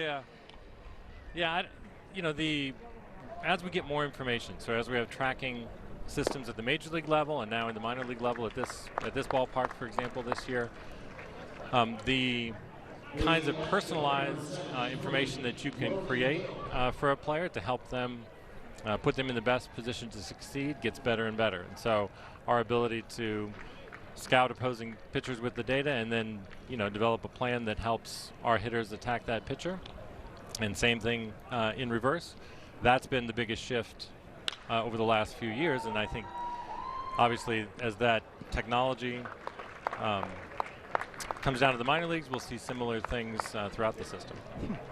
Well, the Pirates retire. We'll ask Dan if he can just stick around for a little bit. We got a couple more questions for Dan Fox, Director of Baseball Informatics for the Pirates. We'll continue. Dugout Baseball Club seats. Try that out. Act now. Supplies limited. Email or go to pirates.com/premium sampler. That's pirates.com/premium sampler. And here we are on a premium day in Bradenton. Cool in the shade, but sun is shining. And baseball in the spring. JT Brubaker, spring down here anyway. We're talking to Dan Fox, Director of Baseball Informatics for the Pirates, about how far baseball has come. And Dan has been involved in this for even longer than the 12 or 13 years he's been with the Pittsburgh Pirates. It's a seismic shift in information that is available. And Michael was just saying before that break to you about disseminating that information to the players, Dan. And it's interesting because it seems to me that almost every player just wants that information. How you give it to them is one thing, but they are very interested in getting that information. Yeah, absolutely. So we've had a lot of players come up and ask about specific things and things that we're tracking, and our job, of course, is to help put the players in the best position to succeed, both from a strategic standpoint and a deployment in terms of matchups and all of that. And so we're going to do our best to provide them and the coaching staff with everything that we can do. Neil Cruz has the ball dropped. Again, talked earlier with Brian Reynolds about trying to play the conditions here. I want to go back to how you were talking about, with the more information, the more personal it can get, and really how you can identify, how to maximize guys' potential. I mean, I always say it's kind of like a cheat code. Not for the people at home that maybe don't know a lot about what's going on in the game. I'd love for you to kind of dive into that a little bit. You can see a guy has a high spin, so it changes the way he's going to actually attack a lot of hitters because he understands his strength to a different degree. Yeah, I think helping pitchers understand what their pitch profile looks like. In other words, the way that their pitches naturally move, and not just the amount of spin that they put on the ball, but the direction of spin that they're imparting drives, of course, the way the pitch is going to sink, the way it's going to run, the way it's going to ride. And so for them to understand, what they do naturally, and then where that plays best in the strike zone, out of the strike zone, in certain counts. You know, that's a large part of what the information can provide on the pitching side. And then when you couple that with this kind of data in practice sessions with high-speed video, you can help them, or help the coaches help them also make some adjustments to be able to get just that little more sink, a little more run, a little more ride, in order to execute the pitch just a little better and make it a little harder to hit. I love it. Dan, over at Pirate City, when pitchers started facing hitters in live BP, one obvious difference to the untrained eye, for me, watching, was the fact that there were flat screens behind the pitcher's mound, and then behind those screens was like a card table with maybe Aaron Razum and a couple other people with the Rapsodo machines and the computer. And there were times when like a Chris Archer would deliver a pitch, or Joe Musgrove, and after delivering the pitch to a Pirate hitter, he would turn around and ask questions, and in real time those questions would be answered. What was going on there? So the Rapsodo machine that was on the field there was tracking spin axis, release point, movement of the pitch, and then the high-speed video, or the card table, had the camera on it that was actually tracking the pitch. And so that device communicates with an iPad, and so as soon as the pitch is thrown, it'll process it, the data will show up on the iPad, and then they can talk about it, they can look at it, see how efficient the pitch was in terms of a spin perspective, see what the movement looked like. And in the bullpen here, there's also a monitor, a TV monitor, where they can then look at the high-speed video with it as well. That is just wild. We'll continue to talk to Dan Fox. Pitching change. So the TrackMan radar that's been at this ballpark for a few years, and that is the radar system that during the game will report pitch velocity, movement, spin, and the batted ball information as well, exit velocity, launch angle, that sort of thing. And this ballpark is also set up for, and it's not used yet, I think someone told me that Jupiter is the only ballpark that's actually testing the automated strike zone.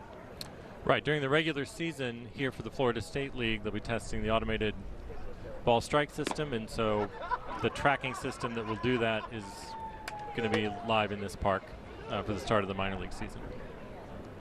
So let's go back to the pitch profiling. I think the people at home would love to hear about what exactly is spin rate, what is spin axis, you know, the efficiency of the spin. Can you go maybe just a little bit in depth on what those things are when it comes to pitch profiling? Yes, so essentially a device like a TrackMan radar or the Rapsodo in the bullpen session can measure what is the RPM of the ball coming out of the hand. So a typical major league fastball might travel at 2,300 RPM on the way to the plate. A guy with a curveball or a slider that can really spin it might get it up to 3,000 RPM. And then the spin axis would tell us the direction that that ball is spinning. So when it comes out of the hand, if it is, we use sort of a clock face to talk about the direction of spin. And so when it comes out of the hand, if it is moving away or it's moving into a right-handed hitter, that might have a spin axis of 1 o'clock or 2 o'clock as it travels to the plate. There you go. Now we got a baseball. Yeah. And so what that does, the combination of the spin rate in the spin axis, so as the ball comes out of the hand, it might be coming out like this. And so that spin axis is going to generate movement that moves into a right-handed hitter, and it might provide a little backspin, and so it's going to ride as it comes to the plate. And that will generate then a certain number of inches of movement, both horizontally and vertically. And so using that data, what we do is kind of plot it and then can show the pitcher, well, your pitches plot in this area in terms of its amount of run, its amount of ride, its amount of sink, and so on. And can look at that relative to players like him, to league averages, to other pitchers. And then using that data, of course, we can sync that up with what hitters do against pitches like that. And when the pitches like that are located in different parts of the zone, obviously.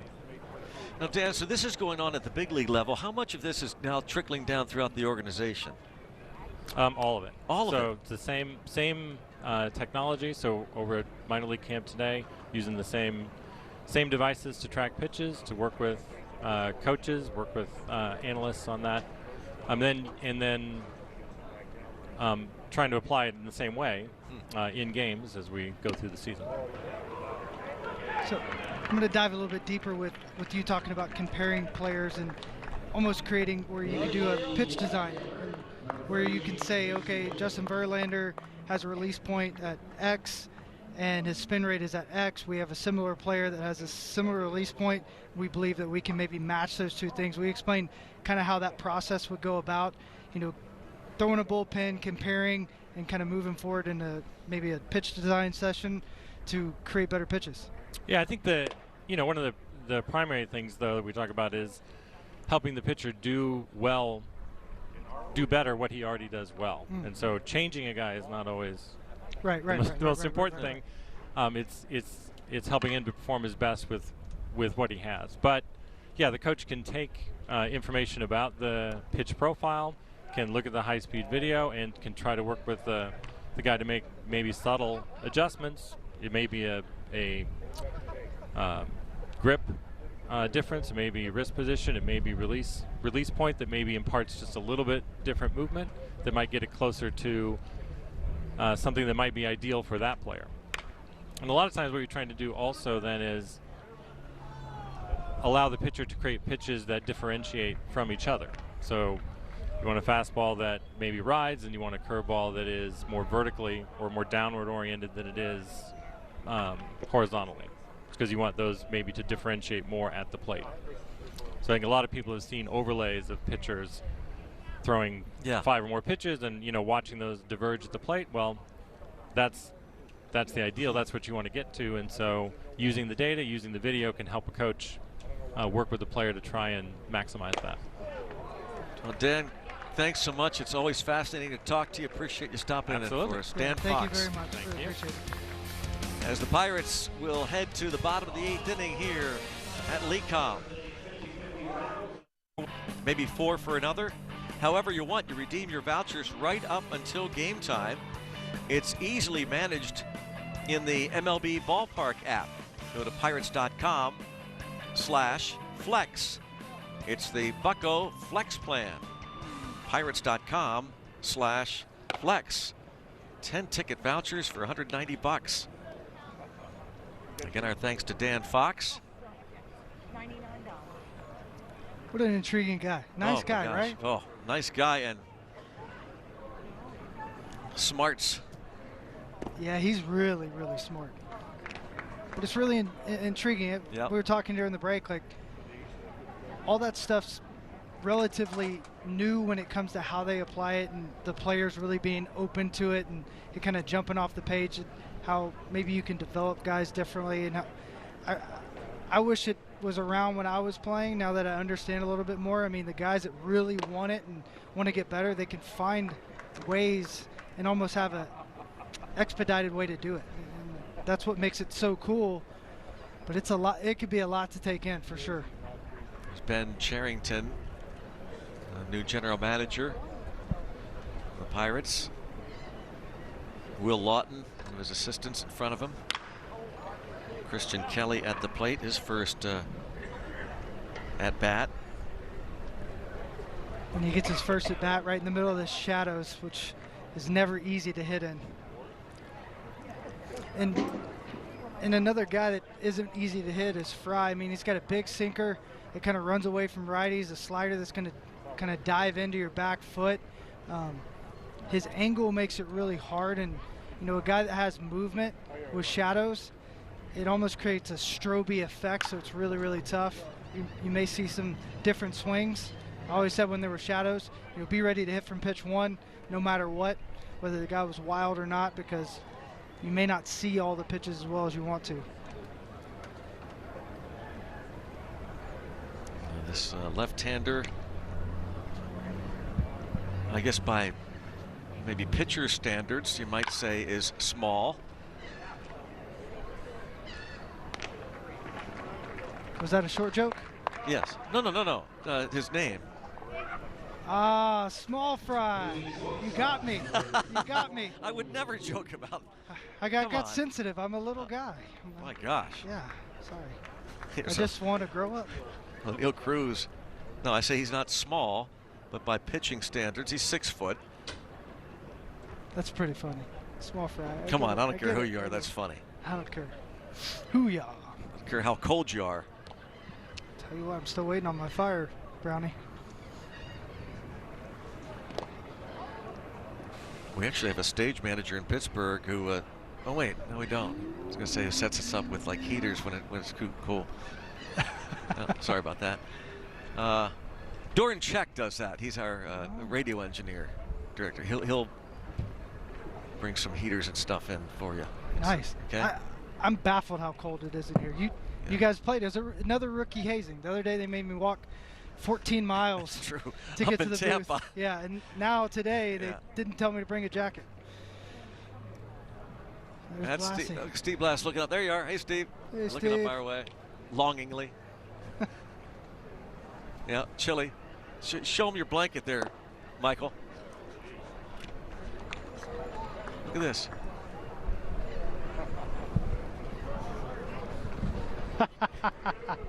Oh, what a legend.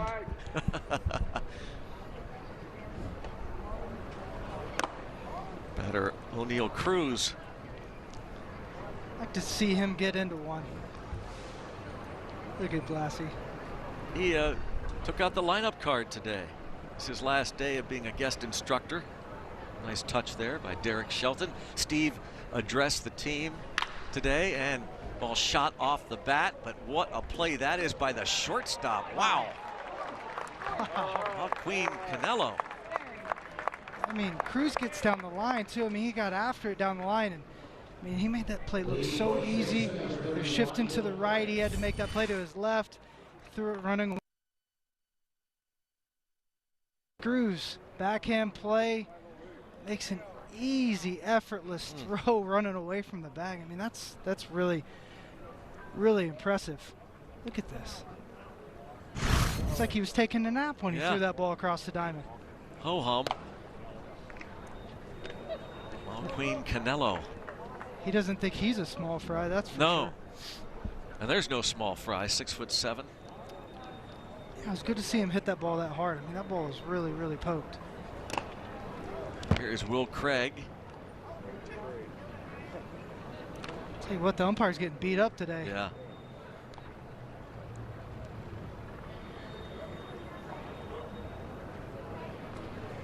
Bill Welke.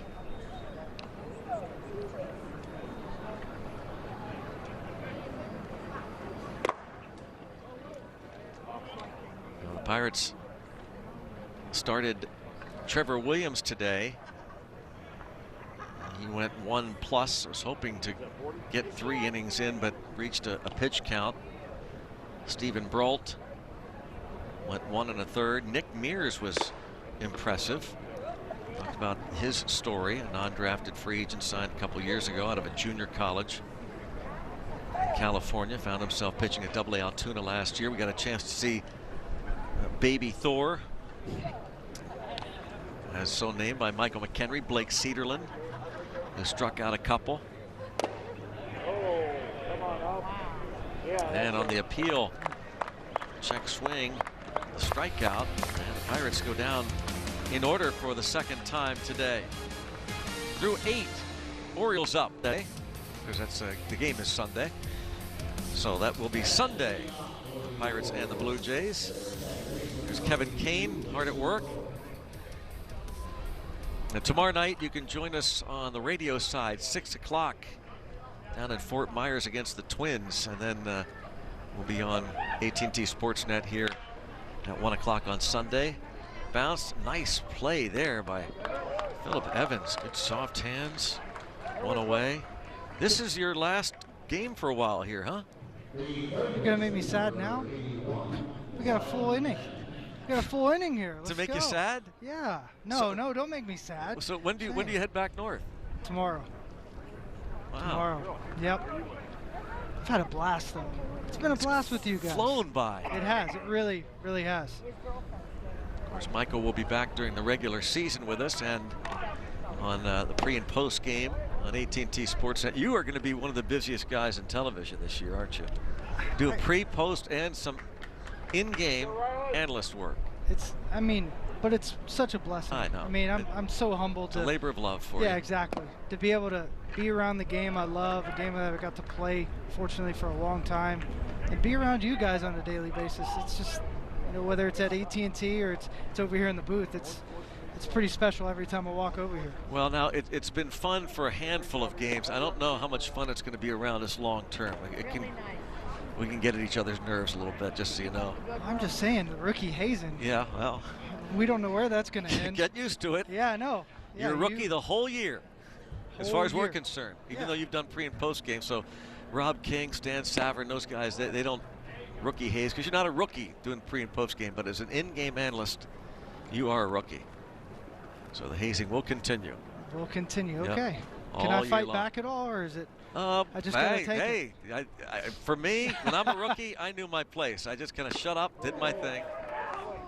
Oh, that's a heck of a way to go down on strikes. Edgar Santana, by the way, much like Chad Kuhl, coming back from missing all of last year because of Tommy John surgery, though he has already had one spring outing, and that was against the Yankees on Monday night. He pitched a scoreless inning. He looked good then. He's looking good right now. He's got a loud arm. He's got a little bit of herky-jerkiness to him. He's got that sinking fastball. That one kind of almost ran into that righty and probably scared him to death when it was coming out his face and made him swing. That just shows how good his stuff is. He showed that he's a back-end reliever, just a couple years ago, and there's no reason he can't get back to that form. It's interesting because you talked about Chad Kuhl changing his motion.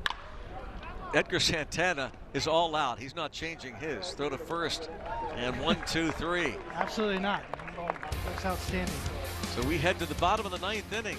Michael McHenry needs a rally before he heads north.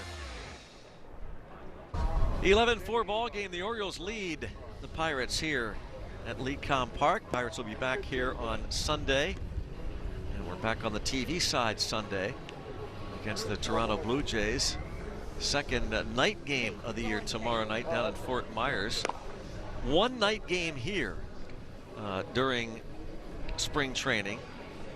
The Pirates will later this spring host the Minnesota Twins on Friday the 13th.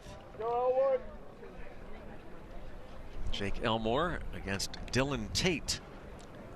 Dylan Tate's got a loud arm, but you see right there with his ERA 6.43, he can get hit around a little bit. And Elmore's put together a good at bat all spring training, just like he has his entire career. Almost hit a ball that, went shopping in the gap, like we've said. Yep. Ball that probably would have left the yard if it was another day. The wind's blowing in today, but Jake Elmore's continued to put together good at bats.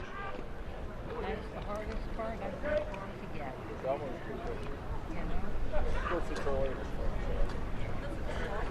Jake Elmore, Adam Frazier started in this spot of the batting order. Pirates 4 runs came with 1 swing. John Ryan Murphy, the catcher, hit a grand slam. That was in the 4th inning.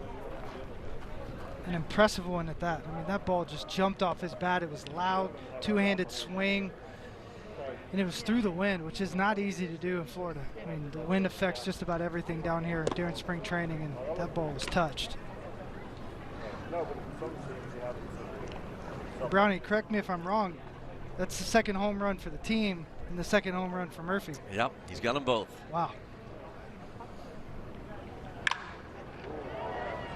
Oh, hit decent, but catch will be made. The first out here in the bottom of the 9th.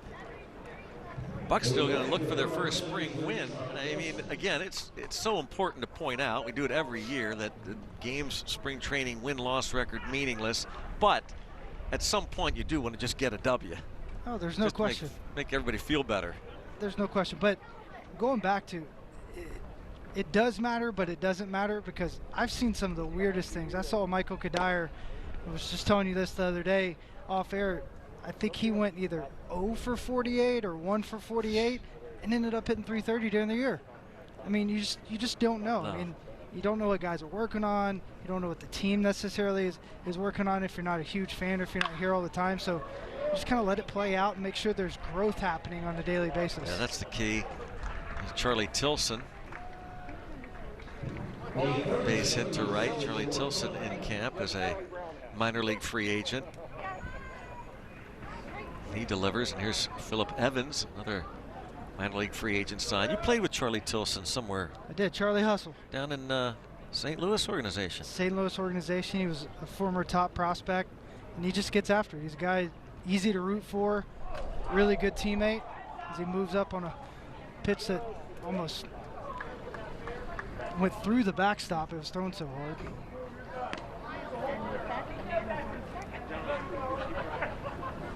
Yeah, there have been individual players that wow you in spring training and get all excited about it. And it turns out it doesn't translate into the regular season. And on the other side, there have been players that just look awful in spring training. And once the regular season lights go on, they turn it on. Remember, Xavier Nady had at least one just awful spring with the Pirates, kind of similar to Kadire. And then as soon as the season started, he had an outstanding year. Former Pirate outfielder Xavier Nady. You just never know, and it also depends on, you know, Charlie Tilson can't come in and have a terrible spring training and expect to make the team. I mean, he's coming in, he's got to be ready, and he's got to show out, whether it's, you know, with his legs or whether it's with his glove or bat. He's got to show out in some form and fashion to be able to make this team and to be able to make an impression. A lot of these, you know, coaches haven't seen him play very much. He had a torn hamstring in 2018, which plagued his season. 2019, he kind of rode around the roller coaster a little bit, but he had a good year. So he's trying to make an impression.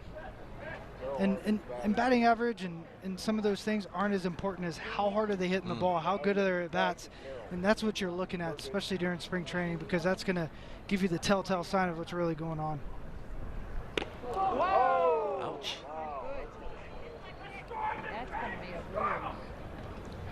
That's how you take it right there.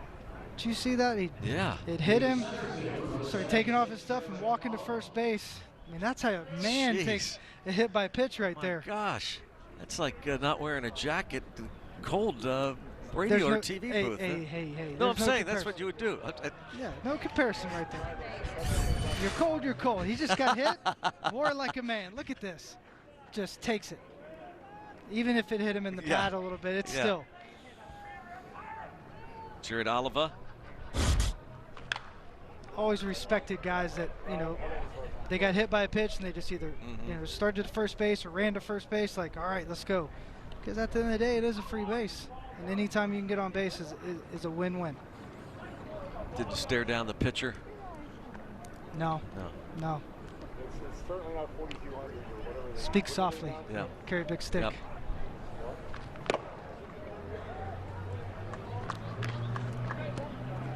Oliva looking to crack one out of here.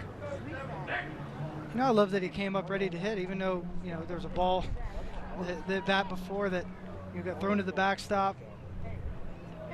Guy in front of you gets hit by a pitch, but he was ready to hit pitch one, really zoned him in. Dylan Tate gets the strikeout. So Arden Pabst, who struck out in the 7th. He'll come to the plate. What a great baseball name. Oh, well, we said the other night that we missed a great, possibly great pitching matchup with Brewer, Colton Brewer, Wednesday afternoon, was pitching for Boston. Arden Pabst had already appeared in the game, I believe, so we didn't see the Pabst-Brewer matchup. Oh, I love it.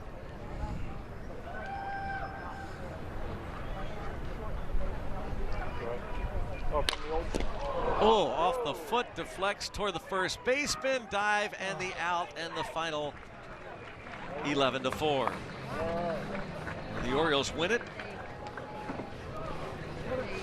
Bucks get their work in. And for Michael McHenry, he'll be heading up north. He'll be anxiously awaiting the regular season.